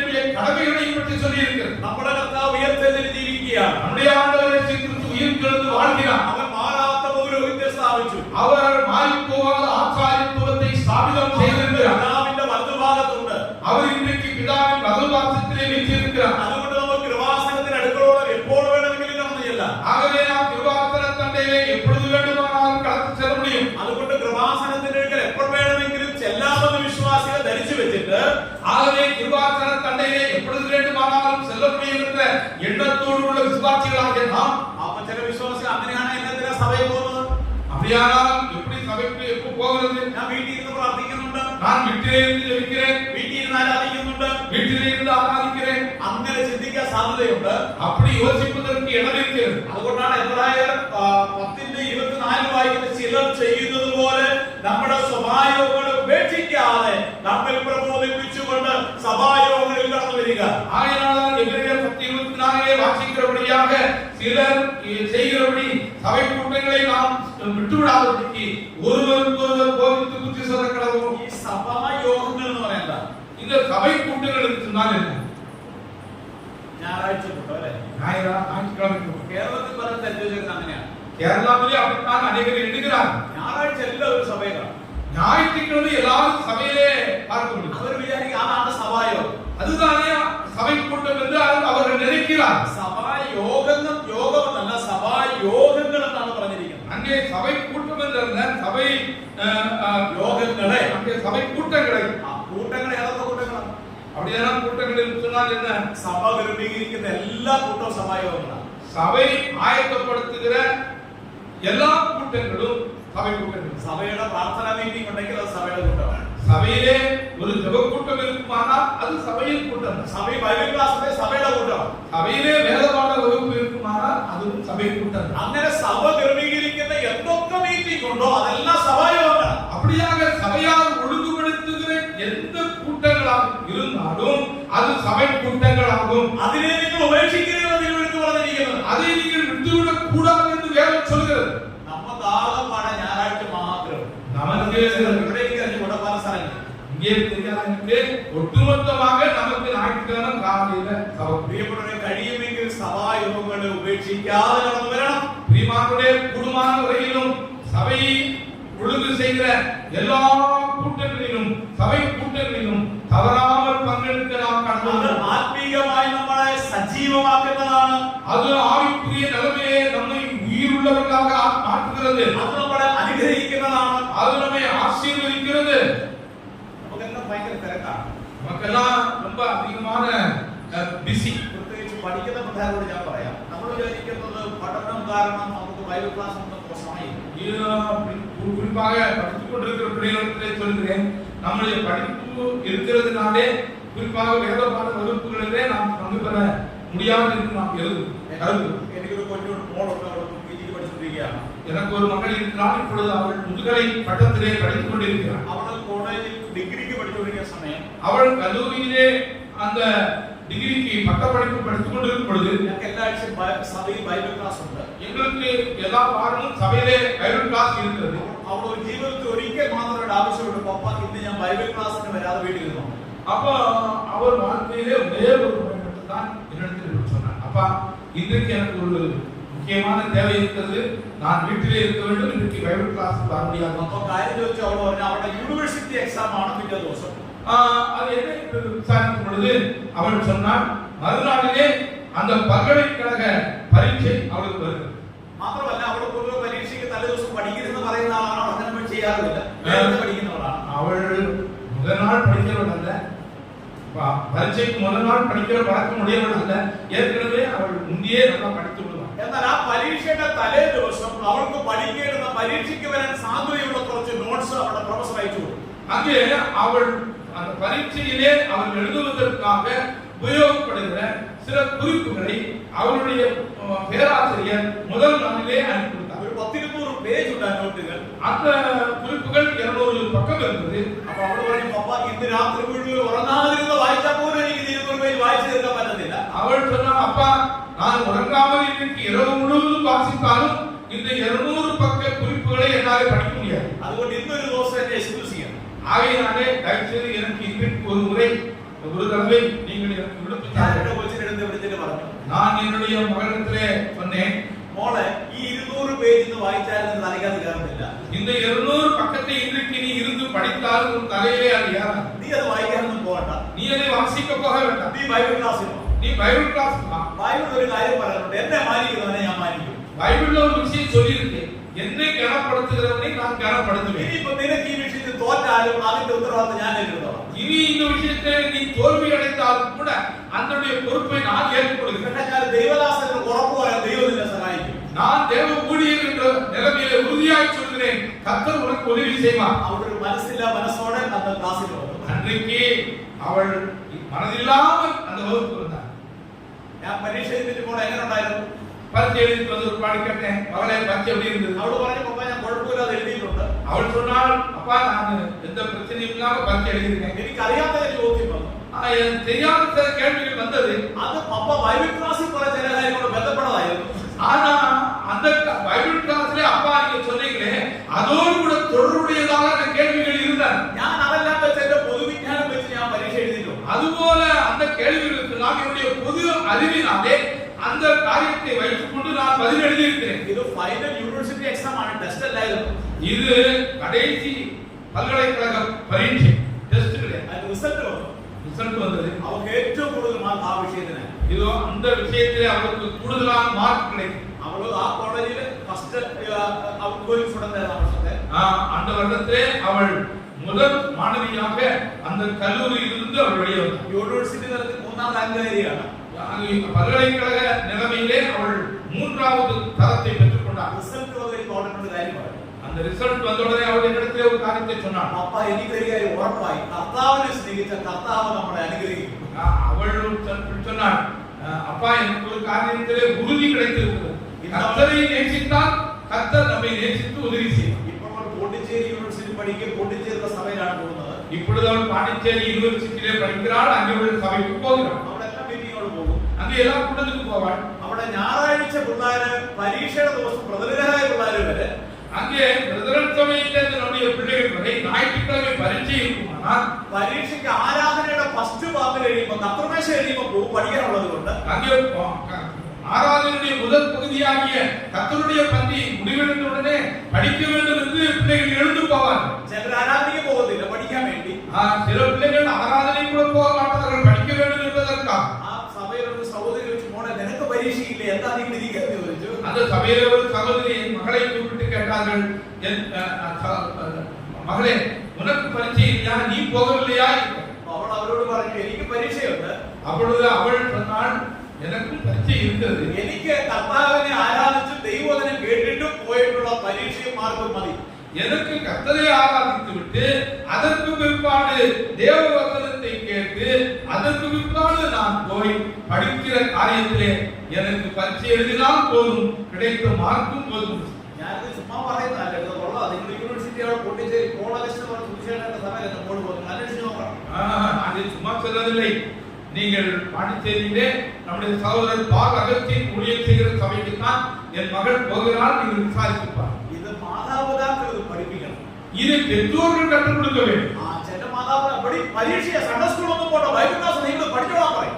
சில பெற்றோர்கள் சொல்வார்கள் பிள்ளைகளை பார்த்து, பரீட்சை வரும்போது நீ ஒன்றும் சர்ச்சுக்கு போக வேண்டாம், பைபிள் கிளாஸ் போக வேண்டாம், நீ சண்டே ஸ்கூல் போக வேண்டாம், நீ இருந்து பாடத்தை படி என்று சொல்வார். അപ്പനും അമ്മയും സഭയിൽ പോകും, அவர்களும் தாயும் சபைக்கு போவார்கள். നമ്മൾ വിചാരിക്കുന്ന അവർ ഭയങ്കര പഠിത്തമാണ്, நம்ம நினைக்கிறோம் ரொம்ப பயங்கரமா படிச்சுட்டு இருக்காங்க. ഓടൊക്കെ ഇഷ്ടപ്പെടുന്നുണ്ട്, അത് വെച്ചാൽ വേറെ പരിപാടികളാണ് നടത്തിക്കൊണ്ടിരിക്കുന്നത്. இப்போ அவங்க வீட்டுல இருந்து போனை வச்சுக்கிட்டு அவங்க விருப்பத்துப்படி செய்வாங்க. പ്രിയപ്പെട്ടവരെ, നമ്മൾ മാതാപിതാക്കൾ മക്കൾക്ക് മാതൃക കാണിച്ചു കൊടുക്കണം. பிரியமானவர்களே, பெற்றோர்களாகிய நாம் நம்முடைய பிள்ளைகளுக்கு நல்ல முன்மாதிரி காட்ட வேண்டும். മക്കൾ മാതാപിതാക്കൾ മാതൃകാപരമായി ജീവിച്ചില്ലെങ്കിൽ മക്കൾ ദൈവഭാഗത്ത് വരികയില്ല. பெற்றோர்கள் பிள்ளைகளுக்கு முன்பாக முன்மாதிரியாக வாழாத பட்சத்திலே பிள்ளைகள் கர்த்தருடைய சமூகத்திலே வரமாட்டார்கள். 2 ആഴ്ച മുമ്പ് എന്റെ സഭയിൽ ഒരു പയ്യൻ പറഞ്ഞ കാര്യം ഞാൻ പറയാം. 2 வாரத்துக்கு முன்னாடி என்னுடைய சபையிலே ஒரு பையன் சொன்ன காரியத்தை நான் உங்களுக்கு சொல்லுகிறேன். അവന് 7 വയസ്സാണ്, 3ാം ക്ലാസ് 7 വയസ്സുള്ള പയ്യനാണ്. அவன் 7 வயசு 3ஆம் கிளாஸ் படிக்கிறான். ആ ഒരു സൺഡേ സ്കൂളിൽ വന്നില്ല, ஒரு சண்டே ஸ்கூலுக்கு வரவில்லை. അപ്പൊ ഞാൻ വീട്ടിൽ നിന്ന് മോനെ നീ സൺഡേ സ്കൂളിൽ വരാൻ. அப்ப வீட்டுக்கு போய் நான் கேட்டேன், மகனே ஏன் நீ சண்டே ஸ்கூலுக்கு வர? അവന്റെ പപ്പ ഒരു ഫാം നടത്തുന്ന ആളാണ്, പശുവൊക്കെ ഉണ്ട്. அவருடைய அப்பா ஒரு பண்ணை நடத்துகிறார். அங்கே பசு அங்கே மாடெல்லாம் இருக்கு. இடைக்கிடைக்கு அந்த ஆராதனை பசு ஞாயிறாഴ്ച போகும். இடையிடையே அவர் ஆராதனைக்கு வரமாட்டார். காரணம் என்னன்னா அந்த ஞாயிற்றுக்கிழமை பசு குட்டி போடும். அப்ப ஞாபகம் இவரை பணிகாராக்கி வைக்கிறது என்னை கொண்டு நோக்கம் பற்றி ஆராதனை முடக்கிட்டீங்க நல்லது. நான் சொன்னேன் சகோதரனே, ஆராதனை விட்டு இந்த காரியங்கள்லாம் பார்க்காதுங்க, ஒரு வேலைக்காரனை நியமிங்க. ഈ സഹോദരൻ കുഴപ്പം നല്ല സഹോദരനാണ്. പക്ഷെ ഇങ്ങനെയുള്ള പ്രതിസന്ധി ആരാധനയ്ക്ക് വരുന്നില്ല. சகோதரன் நல்ல சகோதரன், யாரும் பிரச்சனை ஒன்றும் கிடையாது. ஆனா இப்படிப்பட்ட ஒரு சந்தர்ப்ப சூழ்நிலையிலே அவர் ஆராதனைக்கு வரமாட்டார். அப்ப ഈ മോന്റെ അടുത്ത് നീ എന്നാടാ സൺഡേ സ്കൂളിൽ അഴിച്ച വരാൻ? அவன் அந்த மகனிடத்தில் கேட்டேன், நீ என்ன சண்டே ஸ்கூலுக்கு இன்னைக்கு இந்த ஞாயிற்றுக்கிழமை வரலையே? അവൻ എന്റെ പപ്പ ഈ ആഴ്ച വരാത്തത് കൊണ്ട് ഞാനും വരുന്നില്ല. அப்ப அவன் சொன்னா எங்க அப்பா வராததுனால நான் இந்த வாரம் வரல. 3ஆം ക്ലാസ് പഠിക്കുന്ന കൊച്ചാ, 3வது படிக்கிறவன் தான். അപ്പ പോകാത്തത് ഞാൻ എന്തിനാ പോകുന്നത്? തകപ്പൻ പോകുന്ന പിറகு நான் ஏன் போகணும்? സഭയിൽ പോകുന്ന പ്രാധാന്യമുള്ളതാണെങ്കിൽ അപ്പൻ എന്നാ പോകാത്തത്? சபைக்கு போவது மிக முக்கியமாக இருக்குமானால் ஏன் அப்பா போகல? കർത്താവ് പറഞ്ഞു, നിങ്ങളെയും നിങ്ങളുടെ മക്കളെയും ഓർത്ത് കരയും. ஆண்டவர் சொன்னார், உங்களையும் உங்கள் பிள்ளைகளையும் எடுத்து அழுங்க. പഠിപ്പിക്കേണ്ട കാര്യം പഠിപ്പിക്കേണ്ട സമയത്ത് പഠിപ്പിച്ചില്ലെങ്കിൽ ഒരു പ്രയോജനം ഉണ്ടാകില്ല.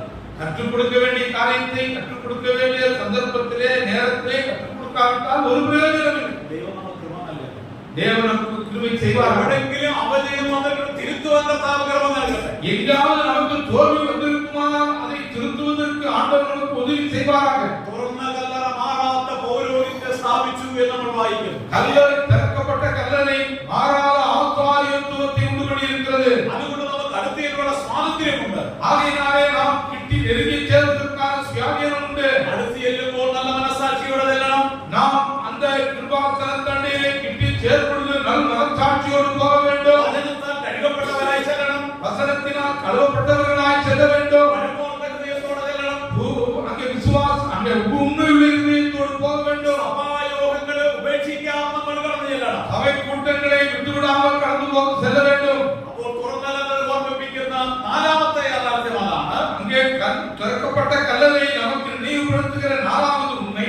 അഞ്ചാമത്തെ കാര്യത്തിലേക്ക് നമ്മൾ കടന്നു വരുന്നു. 5வது உண்மை 1 തെസ്സലോനിക്കർ 4-ാം അധ്യായം 13 തൊട്ടുള്ള വാക്യം നമുക്ക് സുപരിചിതമായ ഒരു ഭാഗമാണ്. 1 தெசலோனிக்கர் 4-ாம் அதிகாரம் 13 முதல் உள்ள வசனங்கள் நமக்கு തുറന്ന കല്ലറ தெரிந்திருக்கிற ഓർമ്മിപ്പിക്കുന്ന അഞ്ചാമത്തെ കാര്യം. இதோ திறந்திருக்கிற கல்லறை நமக்கு கற்றுக் கொடுக்கிற 5வது விஷயம். സഹോദരന്മാരെ, നിങ്ങൾ പ്രത്യാശയില്ലാത്ത മറ്റുള്ളവരെ പോലെ ദുഃഖിക്കാതിരിക്കേണ്ടതിന് നിദ്ര കൊള്ളുന്നവരെ കുറിച്ച് അറിവില്ലാതിരിക്കരുത്. 14-ാമത്തെ വാക്യം, യേശു മരിക്കുകയും ജീവിച്ചെഴുന്നേൽക്കുകയും ചെയ്യുന്നു എന്ന് നമ്മൾ വിശ്വസിക്കുന്നു എങ്കിൽ അങ്ങനെ തന്നെ ദൈവം നിദ്ര കൊണ്ടവരെയും യേശു മുഖാന്തരം അവനോടുകൂടെ വരുത്തും. அன்றியும் சகோதரரே, நித்திரை அடைந்தவர்களின் நிமித்தம் நீங்கள் நம்பிக்கை அற்றவர்களான மற்றவர்களைப் போல துக்கித்து அறிவில்லாதிருக்க எனக்கு மனதில்லை. இயேசுவானவர் மரித்து பின்பு எழுந்திருந்தார் என்று விசுவாசிக்கிறோமே, அப்படியே இயேசுவுக்குள் நித்திரை அடைந்தவர்களையும் தேவன் அவரோடு கூட கொண்டு வருவார். കാര്യമായി കിടക്കുന്ന കല്ലറ ഓർമ്മിപ്പിക്കുന്ന അഞ്ചാമത്തെ വസ്തുത, തെളിയിക്കുന്ന അഞ്ചാമത്തെ വസ്തുത, നമ്മളുടെ പുനരുദ്ധാനത്തിന് അത് ഉറപ്പ് നൽകുന്നു. காலியாய் இருக்கின்ற அந்த கல்லறை 5வதாக நமக்கு தெளிவுபடுத்துகிற ஒரு சத்தியம் நம்முடைய உயிர்த்தெழுதலும் உறுதிப்படுத்தப்பட்டிருக்கிறது. യേശു മരിക്കുകയും ജീവിച്ചെഴുന്നേൽക്കുകയും ചെയ്യുന്നു എന്ന് നിങ്ങൾ വിശ്വസിക്കുന്നുവെങ്കിൽ അങ്ങനെ തന്നെ ദൈവം നിദ്ര കൊണ്ടവരെ യേശു മുഖാന്തരം ഉയർപ്പിക്കുമെന്ന് നമ്മൾ വായിക്കുന്നു. இயேசு கிறிஸ்து மரித்தார், மரித்து உயிர்த்தெழுந்தார் என்று நீங்கள் விசுவாசிப்பீர்கள். ஆனால் அப்படியே அவருக்குள் மரித்தவர்களையும் திரும்பவும் கொண்டு வருவார் என்று விசுவாசியுங்கள். യേശു ക്രിസ്തു ഉയർത്തെഴുന്നേറ്റത് കൊണ്ട് നമ്മളും ഉയർത്തെഴുന്നേൽക്കും. இயேசு கிறிஸ்து உயிர்த்தெழுந்தபடியினால் நாமும் உயிர்த்தெழுவோம். നമ്മളെ വിട്ടുപോയ അനേകം ആൾക്കാരുണ്ട്. நம்மை விட்டு சென்ற அநேகர் இருக்கிறார்கள். ഇവിടെയുള്ള പലരും ഈ അടുത്ത ദിവസങ്ങളിൽ കർത്തൃസന്നിധിയിൽ ചേർക്കപ്പെട്ടു. இங்கே இருக்கக்கூடிய பலரும் இந்த சமீப நாட்களிலே கர்த்தருடைய சன்னிதானத்திலே சேர்க்கப்பட்டிருக்கிறார்கள். ആവശ്യം വരുമ്പോൾ യേശുരാജാമ്മയുടെ മനവി കൂടെ ഉണ്ടായിരുന്നു.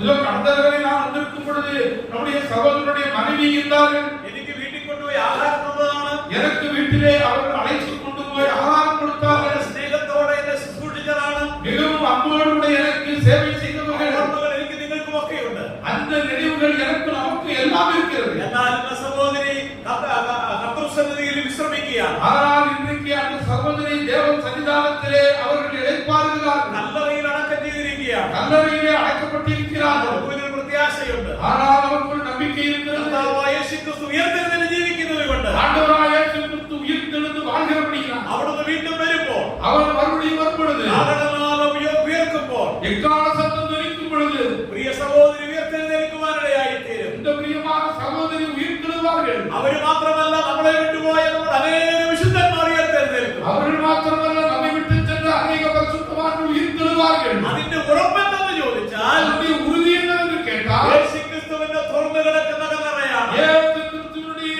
திறந்து கிடக்கிற கல்லறை. അതുകൊണ്ടാണ് ജാതികളെ പോലെ നിങ്ങൾ ദുഃഖിക്കരുത് എന്ന് പറയുന്നത്. ஆகையினால்தான் அங்கே சொல்லப்படுகிறது, நீங்கள் துக்கம் எல்லா மக்களைப் போல துக்கம் கொள்ளாதீர்கள். ദൈവദാസന് വേർപാടിന് ദുഃഖമുണ്ട്, സംശയമില്ല.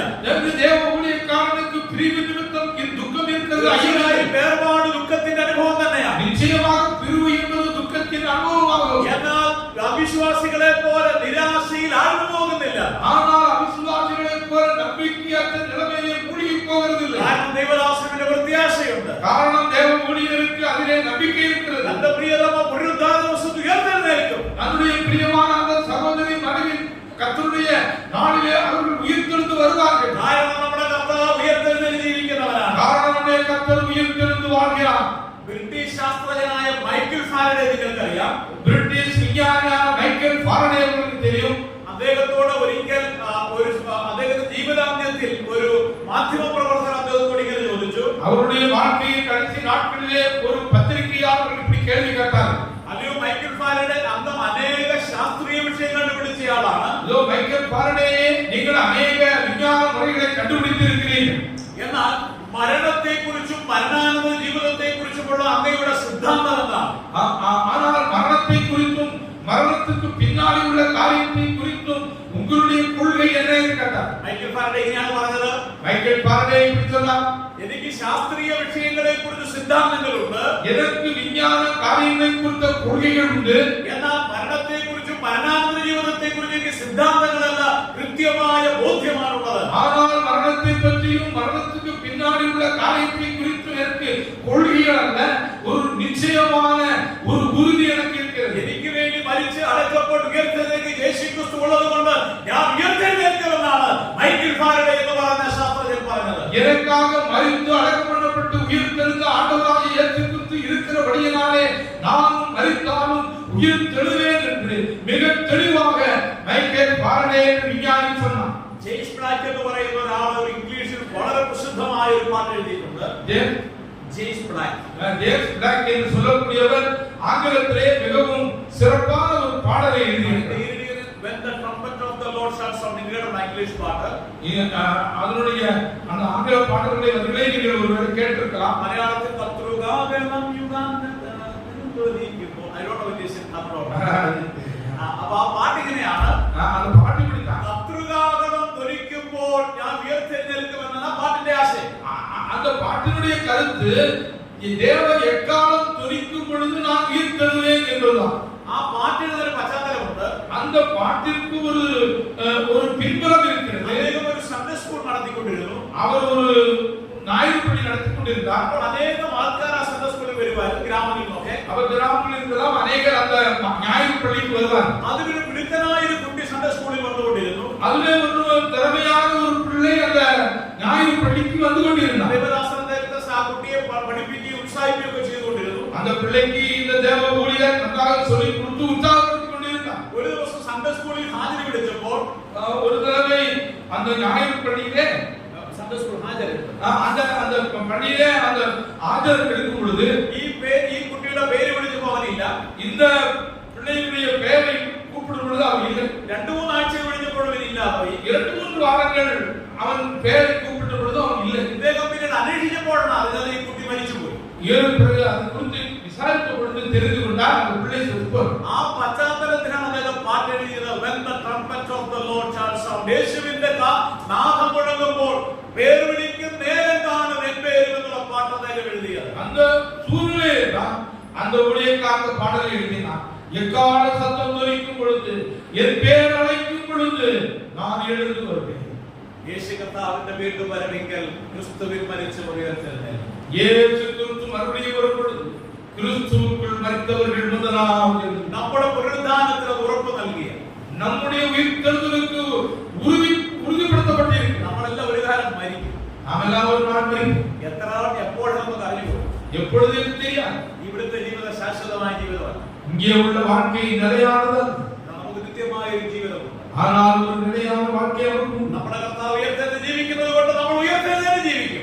நம்முடைய ஆண்டவராகிய இயேசு கிறிஸ்து உயிர்த்தெழுந்து ജീവിക്കുന്നതിനാலே நாம் உயிர்த்தெழுந்து ജീവിப்போம். പാലസ്തീനിൽ തുറന്നു കിടക്കുന്ന കല്ലറയിൽ വളരെ വ്യക്തമായി പറയുകയാണ് നമുക്കൊരു പുനരുദ്ധാനമുണ്ട്. பாலஸ்தீனாவிலே திறந்திருக்கிற அந்த கல்லறை இன்றைக்கு நமக்கு தெளிவாக சொல்லுவது சத்தியம். நமக்கும் உயிர்த்தெழுதல் உண்டு. ആറാമത്തെ അവസാനത്തെ കാര്യം പറഞ്ഞ് അവസാനിപ്പിക്കാം. அங்கே ஆறாவதாக கடைசியாக குறிப்பிட்டு சொல்கிறேன். തുറന്നു കിടക്കുന്ന കല്ലറ തെളിയിക്കുന്ന ആറാമത്തെ കാര്യം. அங்கே திறந்து கிடக்கிற கல்லறை நமக்கு ரூபகாரப்படுத்துகிற ஆறாவது விஷயம். അപ്പോസ്തല പ്രവൃത്തി 17-ാം അധ്യായം 31-ാമത്തെ വാക്യം. அப்போஸ்தலர்களுடைய 17-ാം അധികാരം 31-ാം വചനം. അവിടെ ഇങ്ങനെ വായിക്കുന്നു. அங்கே இப்படியாக താൻ നിയമിച്ച പുരുഷൻ മുഖാന്തരം ലോകത്തെ നീതിയിൽ ന്യായം വിധിക്കുവാൻ അവർ ദിവസത്തെ നിശ്ചയിച്ചിരിക്കുന്നു.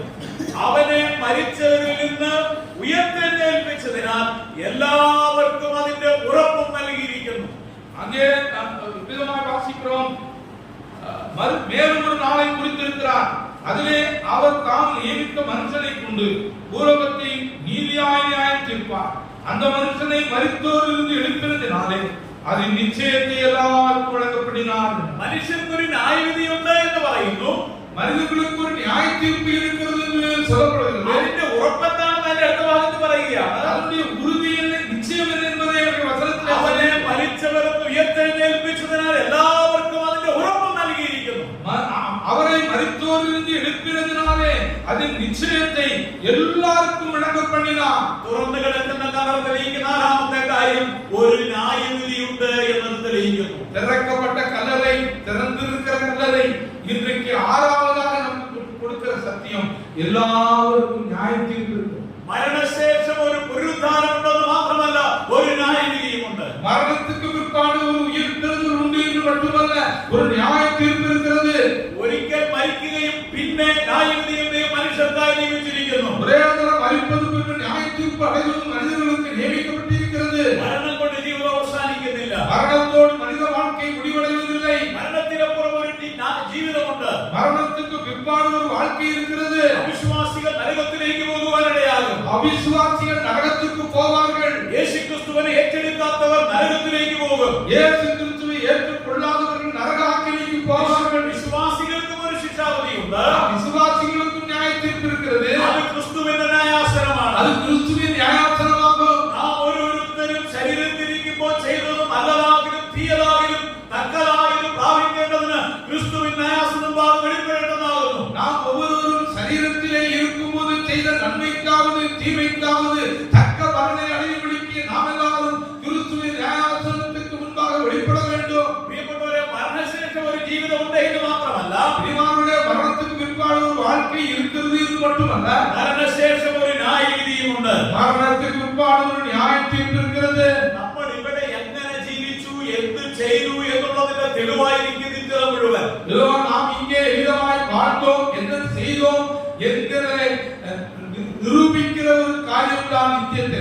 ഈ ലോകത്തെ ദൈവം നമ്മളെ ആക്കി വെച്ചിരിക്കുന്നത് തിന്ന് കുടിച്ച് ചാകാൻ വേണ്ടിയല്ല. இந்த உலகத்திலே தேவன் நம்மை உண்டு பண்ணி வைத்திருக்கிறார் என்றால் புசித்து குடித்து சாவதற்காக. അതൊന്നും വേണ്ട എന്ന് ബൈബിൾ പറയുന്നില്ല. இதெல்லாம் தேவையில்லை என்று கர்த்தர் சொல்லுவது. നമ്മുടെ ശരീരത്തിന് ആവശ്യമാണ്. இதெல்லாம் நமக்கு சரீரத்துக்கு தேவை. എന്നാൽ നമ്മളെ ഇവിടെ ആക്കി വെച്ചിരിക്കുന്ന ലക്ഷ്യം, ஆனால் நம்மை இங்கே வைத்திருக்கிறாரே அதனுடைய ஒரு நோக்கம் കർത്താവിന് വേണ്ടി സേവ ചെയ്യുവാൻ വേണ്ടിയാണ്. அவருக்காக சேவை செய்வதற்காக. മരണത്തിനും പുനരുദ്ധാനത്തിനും ഇടയിലുള്ള ഒരു സമയം എന്ന് പറയുന്നത് നമ്മുടെ ആത്മരക്ഷയ്ക്ക് പുനരുദ്ധാനത്തിനും മരണത്തിനുള്ള സമയം കർത്താവിന് വേണ്ടി പ്രയോജനപ്പെടുവാനുള്ളതാണ്. நம்முடைய ஆத்தும ரட்சிப்புக்கும் நம்முடைய மரணத்துக்கும் உயிர்த்தெழுதலுக்கும் இடையே உள்ள இந்த காலகட்டங்களை நானும் நீங்களும் அவருக்கு தொண்டு செய்வதற்காக நாம் பயன்படுத்த வேண்டும். നമ്മൾ കർത്താവിനോട് കണക്ക് ബോധിപ്പിക്കേണ്ടവരാണ്. நாம் கர்த்தரிடத்திலே கணக்கு சொல்ல வேண்டும். നമ്മൾ എങ്ങനെ സമയം ചെലവഴിച്ചു, நாம் எப்படியாக நம்முடைய நேரத்தை செலவிட்டோம், നമ്മുടെ സമ്പത്ത് എങ്ങനെ ചെലവഴിച്ചു, நம்முடைய பணத்தை எப்படி செலவிட்டோம், നമുക്ക് കിട്ടിയ സാഹചര്യങ്ങൾ നമ്മൾ എങ്ങനെ പ്രയോജനപ്പെടുത്തും, நமக்கு கிடைத்த சந்தர்ப்பங்களையும் சூழ்நிலைகளையும் எப்படி பயன்படுத்தினோம், സഭയിൽ ഞാൻ എന്ത് ശുശ്രൂഷ ചെയ്യും, சபையிலே என்ன அங்கே போகும் பொழுது கர்த்தர் இதையெல்லாம் கேட்பார். மகனே உன்னை இவ்வளவு நாள் நான் அங்கே வச்சிருந்தேன், நீ என்ன செய்ய? எனக்கு வேண்டி ஒத்திரி காரியம் உனக்காக நீ எவ்வளவு செய்தாய், എനിക്കായും സ്വർഗ്ഗത്തിനായി നീ എന്ത് ചെയ്യും? எனக்காக தேவனுடைய ராஜ்யத்துக்காக பரலோகத்துக்காக நீ என்ன செய்தாய்? ഇവിടെ സ്വരൂപിക്കുന്ന സ്വരൂപത്തിൽ ഇവിടെ കൊണ്ട് ചെയ്യും. இங்கே நாம் சேர்த்து வைக்கிறதெல்லாம் இங்கே எப்படி விளையும்? നമ്മളിവിടെ ഉണ്ടാകുന്ന മുമ്പ് കൊണ്ടുപോകുന്നത് நாம் இங்கே சம்பாதிக்கிற ஒன்றையும் கொண்டு போகும். വീടും കൂടും തുണിയും ഒന്നും കൊണ്ടുപോകുന്നത്. அங்கே வீடோ கூடோ துணியோ ஒன்றும் നിങ്ങളുടെ നിക്ഷേപം സ്വർഗ്ഗത്തിൽ നിക്ഷേപിക്കുക. கர்த்தர் சொன்னார், உங்கள் பொக்கிஷங்களை பரலோகத்திலே சேர்த்து வையுங்கள். കർത്താവിന് വേണ്ടി സമയം ചെലവഴിക്കുമ്പോൾ സ്വർഗ്ഗത്തിൽ നിക്ഷേപം ഉണ്ടാകുകയാണ്. அங்கே கர்த்தருக்காக நம்முடைய நேரத்தை செலவழிப்பது பரலோகத்திலே அங்கே பொக்கிஷம் சேருகிறது. കർത്താവിന് വേണ്ടി കഷ്ടം സഹിക്കുമ്പോൾ സ്വർഗ്ഗത്തിൽ പ്രതിഫലം കൂട്ടുകയാണ്. கர்த்தருக்காக நாம் பாடுகளை அனுபவிக்கும் பொழுது பரலோகத்திலே மிகுதியான பலன் உண்டாகிறது. ഈ ഭൂമിയിൽ നിങ്ങളുടെ സ്വരൂപങ്ങൾ സൂക്ഷിക്കരുത്. புழுக்கள் தின்பதற்கும் திருடர்களால் திருடப்படுவதற்கும் ஏதுவான இந்த பூமியிலே நீங்கள் பொக்கிஷத்தை சேர்க்க வேண்டாம். பரலோகத்திலே உங்கள் பொக்கிஷங்களை சேர்த்து സ്വർഗ്ഗത്തിൽ നിങ്ങൾ നിക്ഷേപങ്ങൾ സൂക്ഷിക്കുക.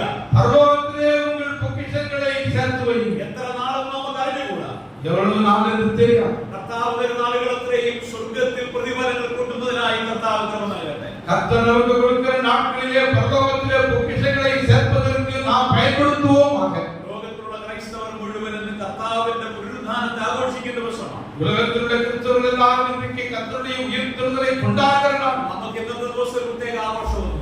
ஆனால் இந்த நாளிலே நமக்கு ஒரு பிரத்யேகமான கொண்டாட்டம் உண்டு. കർത്താവ് പുനരുത്ഥാനം ചെയ്തു എന്നുള്ള യാഥാർത്ഥ്യമാണ്. கர்த்தர் உயிர்த்தெழுந்தார் என்பது சத்தியம். എല്ലാ ദിവസവും പുനരുത്ഥാനത്തിന്റെ ശക്തിയോടെ ജീവിക്കുന്നവരാണ്. எல்லா நாளும் உயிர்த்தெழுதலின் வல்லமையோடு கூட நாம் வாழ்கிறவர்கள். എന്നാൽ ഈ പുനരുത്ഥാനം നൽകുന്ന അർത്ഥം എന്താണ് എന്ന് പലരും തിരിച്ചറിയുവാനില്ല. ஆனால் இந்த உயிர்த்தெழுதல் நமக்கு கற்றுக் கொடுக்கிற அர்த்தம் என்ன, சத்தியம் என்ன என்பதை புரிந்து கொள்வார்கள். യാഥാർത്ഥ്യങ്ങളിൽ പുനരുത്ഥാനം ഓർമ്മിപ്പിക്കുന്നു. இந்த உயிர்த்தெழுதல் அநேக சத்தியங்களை நமக்கு உணர்த்துகிறது. ഈ സമയപരിധിയിൽ നിന്നുകൊണ്ട് 6 കാര്യങ്ങളാണ് ഇന്ന് നമ്മൾ ചിന്തിച്ചത്. இந்த நேரத்துக்குள்ளாக 6 காரியங்களை சிந்தித்தோம். ഒന്ന്, കാലിയായി കിടക്കുന്ന കല്ലറ യേശുക്രിസ്തു ദൈവപുത്രനാണ്, അർത്ഥം ദൈവമാണ് എന്ന് തെളിയിക്കുന്നു. காலியாய் இருக்கிற கல்லறை முதலாவதாக நமக்கு கற்றுக் கொடுக்கிற பாடம் இயேசு கிறிஸ்து தேவகுமாரன், தேவன் என்பதை நமக்கு வெளிப்படுத்துகிறது. ഹല്ലേലൂയ, നമ്മുടെ കർത്താവ് ഏക സത്യ ദൈവം. ஹல்லேலூயா, நம்முடைய கர்த்தர் மெய்யாகவே தேவன். അവൻ ദൈവമായിരുന്ന മനുഷ്യനായി വന്ന് ഉയർത്തെഴുന്നേറ്റ് ജീവിക്കുന്നു.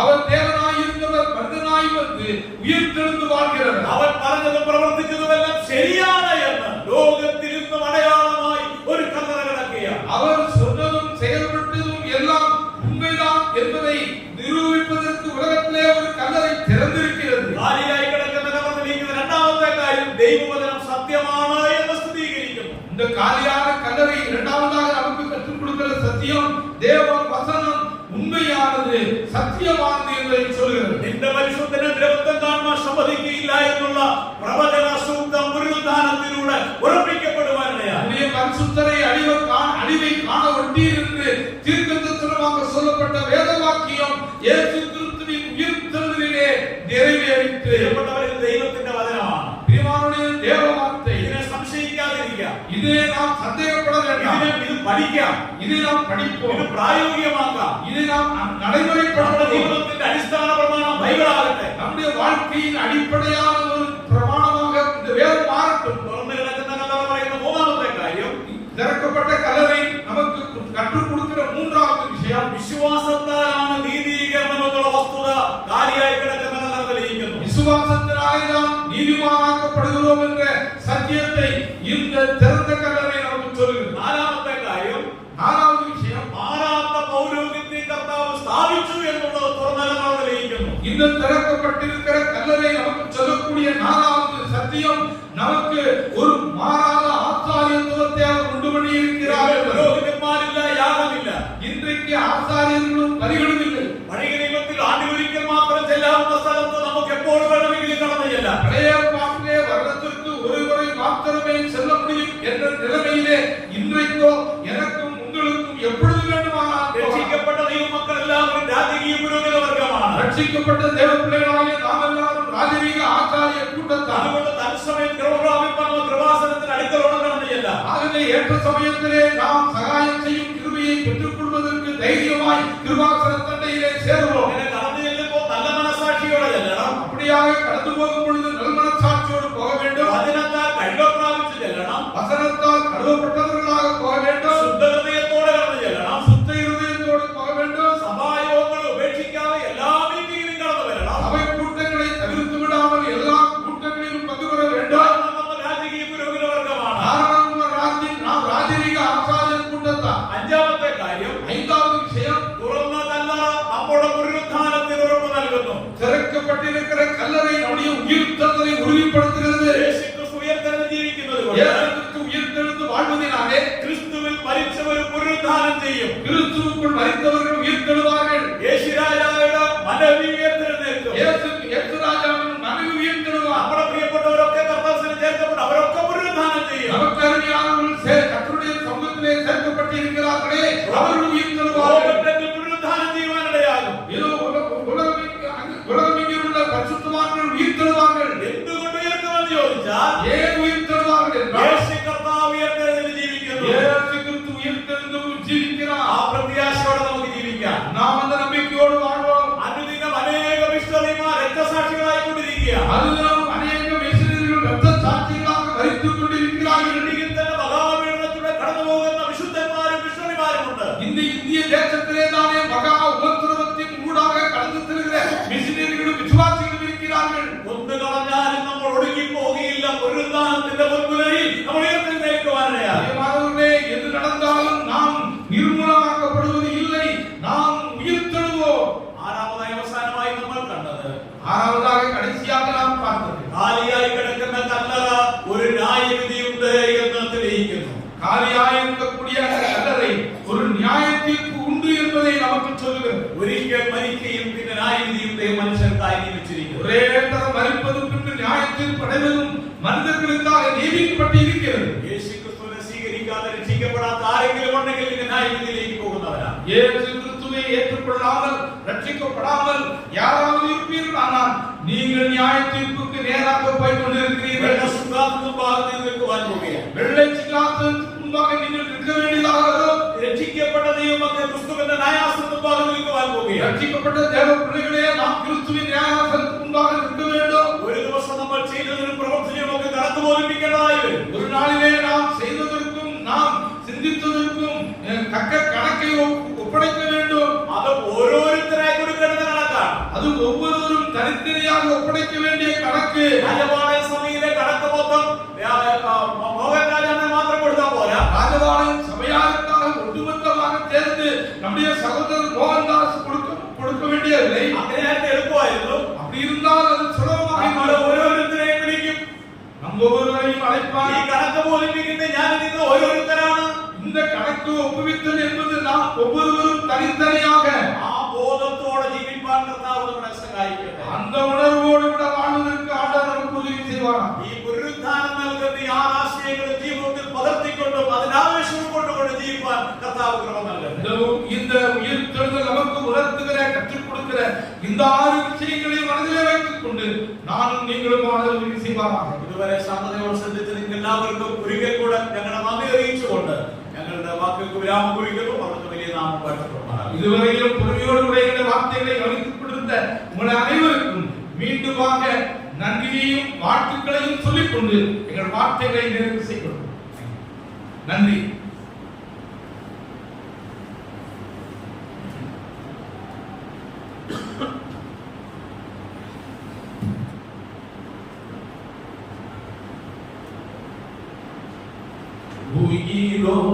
உயிரோடெழுந்தவர் உன்னதம் சேர்ந்தார், உயர்ந்தவர் பேட்டி சிறந்தவர். உயிரோடெழுந்தவர் உன்னதம் சேர்ந்தார், உயர்ந்தவர் பேட்டி சிறந்தவர். வருவாராஜன் மேகம் மீதில் சேர்ப்பார் என்னை அவருடன். வருவாராஜன் பாரியில் ஆட்சி புரிவார். வருவாரே. அல்லேலூயா. பிரியமானவர்களே, உயிரோடு எழுந்தவர் உன்னதம் சென்று வருவார். ராஜனாய் வருவார். பாரதி ஆட்சி கேரளாவிலே டி.கே. சாமுவேல் சார் என்று சொல்லக்கூடிய ஒரு பெரிய வேத பண்டிதர் எழுதின ஒரு தமிழ் பாடலின், மலையாள பாடலின் தமிழ் ஒரு கருத்து. நான் இதற்கான சிந்தித்துக் கொண்டே இந்த பிரசங்க வேளையிலும் அதை சிந்தித்துக் கொண்டு நம்முடைய ஆண்டவர் மறித்து அந்த உணர்வு நமக்கு ஒவ்வொரு நாளும் வேண்டும் என்று ஆவியானவர் விரும்புகிறார். அந்த உயிர்த்தெழுதலின் வல்லமை எனக்கு வேண்டும் என்று நான் ஜெபிக்கிறேன். நான் அநேக சந்தர்ப்பங்களிலே அப்படியாக ஜெபிக்கிறேன். ஆண்டவரே, உம்முடைய உயிர்த்தெழுதலின் வல்லமை என்னிலே வியாபரிக்கட்டும், என்னை ஆளட்டும். நம்முடைய ஜெபங்கள் அப்படி மாறும். கர்த்தர் நம்முடைய உயிர்த்தெழுதலின் வல்லமையினால் என்னை ஆட்கொள்வார்.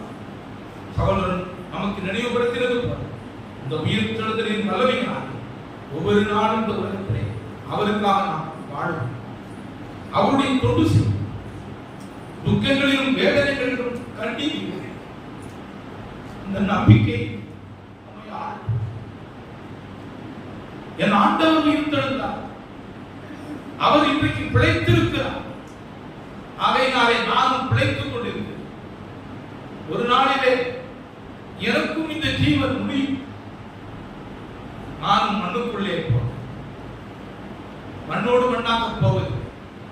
என் சரீரம் அழிந்து போவதற்கு தேவன் அனுமதிக்க மாட்டார். என்ன செய்ய போகிறார்? மகனே, மகளே, எழுந்து வா, லாசருவே எழுந்து வா என்று சொன்ன கர்த்தர் நம்மை எழுப்புவார். அதற்கு என்னையா உறுதி இருக்குது? சும்மா நீங்க பிறத்துவீங்களா? சில சமயங்களிலே சிலர் கேட்கலாம், சும்மா பிறத்துகிறீர்களோ? பவுலை பார்த்து அப்படித்தானே பேரிஸ் கேட்டான். நீ ரொம்ப படித்திருக்கிறார், ஆகையினாலே பிதற்றுகிறார். நாம் பிதற்ற நிச்சயத்தோடு சொல்கிறோம், நம்முடைய ஆண்டவர் உயர்த்திருந்தார். ஆகவே நமக்கும் உயர்த்துதல் இருக்கு. இந்த வார்த்தை உண்மையிலேயே நான் மொழிபெயர்த்தாலும் என்னை தொட்டது. ஆகையால் நான் திரும்பவும் அதை உங்களிடத்தில் நான் பகிர்ந்து கொள்கிறேன். தேவ பிள்ளைகளே, நமக்கு அருமையானது நம்முடைய பெற்றோர், நம்முடைய மூத்த சகோதரர்கள், நம்முடைய உடன்பிறப்புகள், நம்முடைய உற்ற துணை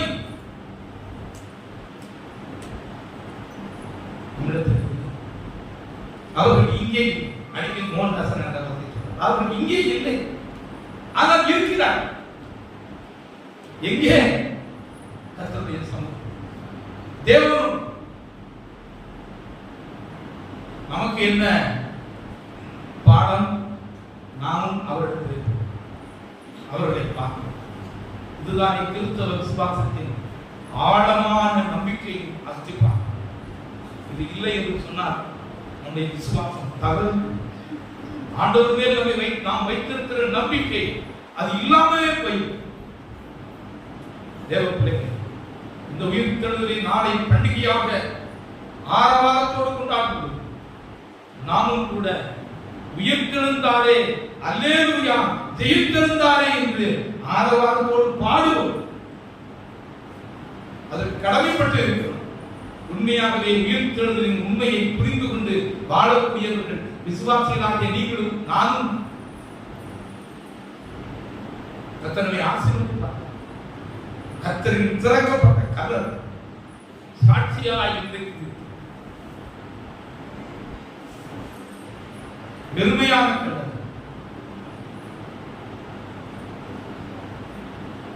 நாம் எப்படி வாழ்கிறோம் என்று ஒரு நாள் நம்முடைய தனிப்பட்ட வாழ்க்கையில், குடும்ப வாழ்க்கையிலே, சபை வாழ்க்கையிலே நான் குடும்பத்திலே சண்டையும் சச்சரவும் இருக்கிறதா? கணவன் மனைவியாக நமக்குள்ளே அன்பு தாழ்ச்சி வந்திருக்கிறதா? பெற்றோர்களும் பிள்ளைகளும் நாம் சண்டை போட்டுக்கொண்டு இருக்கிறோமா? வேண்டாம். பகை உணர்வு நமக்கு வேண்டாம். பழி உணர்வு நமக்கு வேண்டாம். நல்மன சாட்சியோடு இந்த கர்த்தருடைய சமூகத்தில் தெளிக்கப்பட்ட இறை, சுத்த ஜலத்தால் கழுவப்பட்ட இறை, உண்மையுள்ள இறை, பூரண நிச்சயம், இவைகளோடு கிருபாசனத்திலே தைரியமாய் வர ஆண்டவர் நமக்கு போதனை செய்கிறார். இந்த போதனைகளை செவியாளர்களே கேட்டு விட்டுவிடாது நாம் கவனித்துக் கொண்டு ஜாக்கிரதையாக இதயத்திலே சேமித்து வைத்துக் கொண்டு அவைகளின் வெளிச்சத்தில் நடப்பதற்கு நம்மை அர்ப்பணித்துக் கொண்டு ஆண்டவரை அர்ப்பணிப்போம். எவ்வளவு காலம் தான் கேட்டுவிட்டு சும்மா போய்கொண்டே இருக்க போறோம்?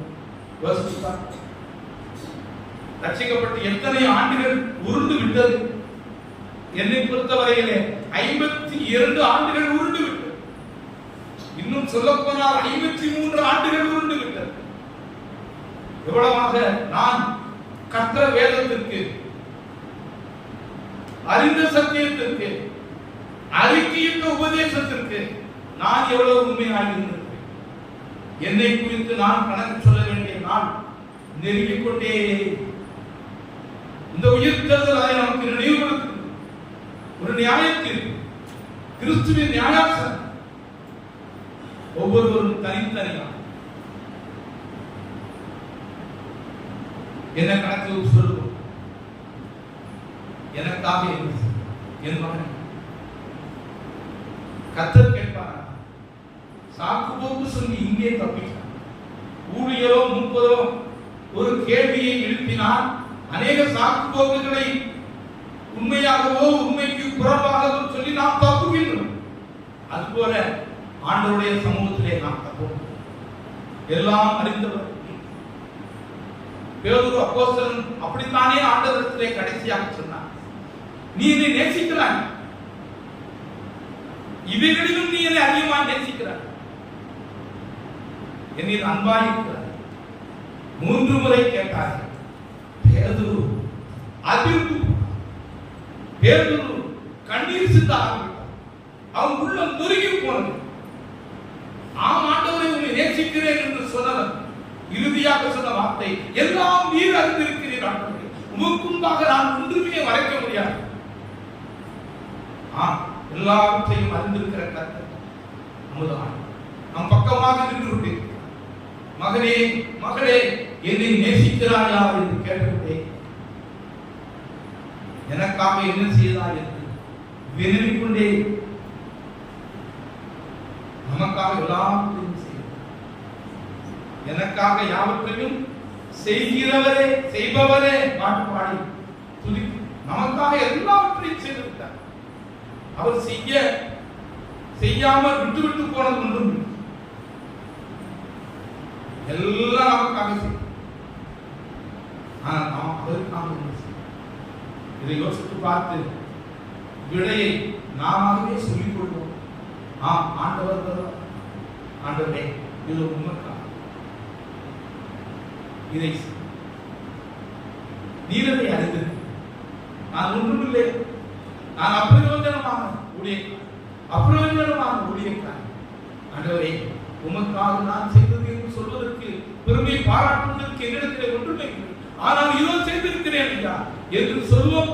நீர் எனக்கு கொடுத்த பணம், நீர் எனக்கு கொடுத்த பட்டம், நீர் எனக்கு கொடுத்த வேலை, நீர் எனக்கு கொடுத்த ஆரோக்கியம், நீர் எனக்கு கொடுத்த நேரம், நீர் எனக்கு கொடுத்த குடும்பம், நீர் எனக்கு கொடுத்த பிள்ளைகள், நீர் எல்லாம் நீர் கொடுத்திருக்கிறீர். இதை உமக்காக நான் செலவிட்டு இருக்கிறேன். ஆண்டவரே, ஆட்சியை ஒப்படைப்பதிலே தைரியம் உள்ளவர்களாக நாம் நிற்போமா? கண்களை மூடி ஜெபிப்பதற்கு முன்பாக இந்த நாளில் இதை குறித்து தீர்க்கமாக சிந்திக்கும். ஆண்டவருக்காக செய்யும் காலம் இனியும் நமக்கு இல்லை. கொஞ்ச காலம் தான் நமக்கு முன், கொஞ்ச காலம் தான் நமக்கு ஒவ்வொருவருக்கும் கர்த்தருடைய காரியம், ஊழியம் பங்காக கொடுக்கப்பட்டு இருக்கு.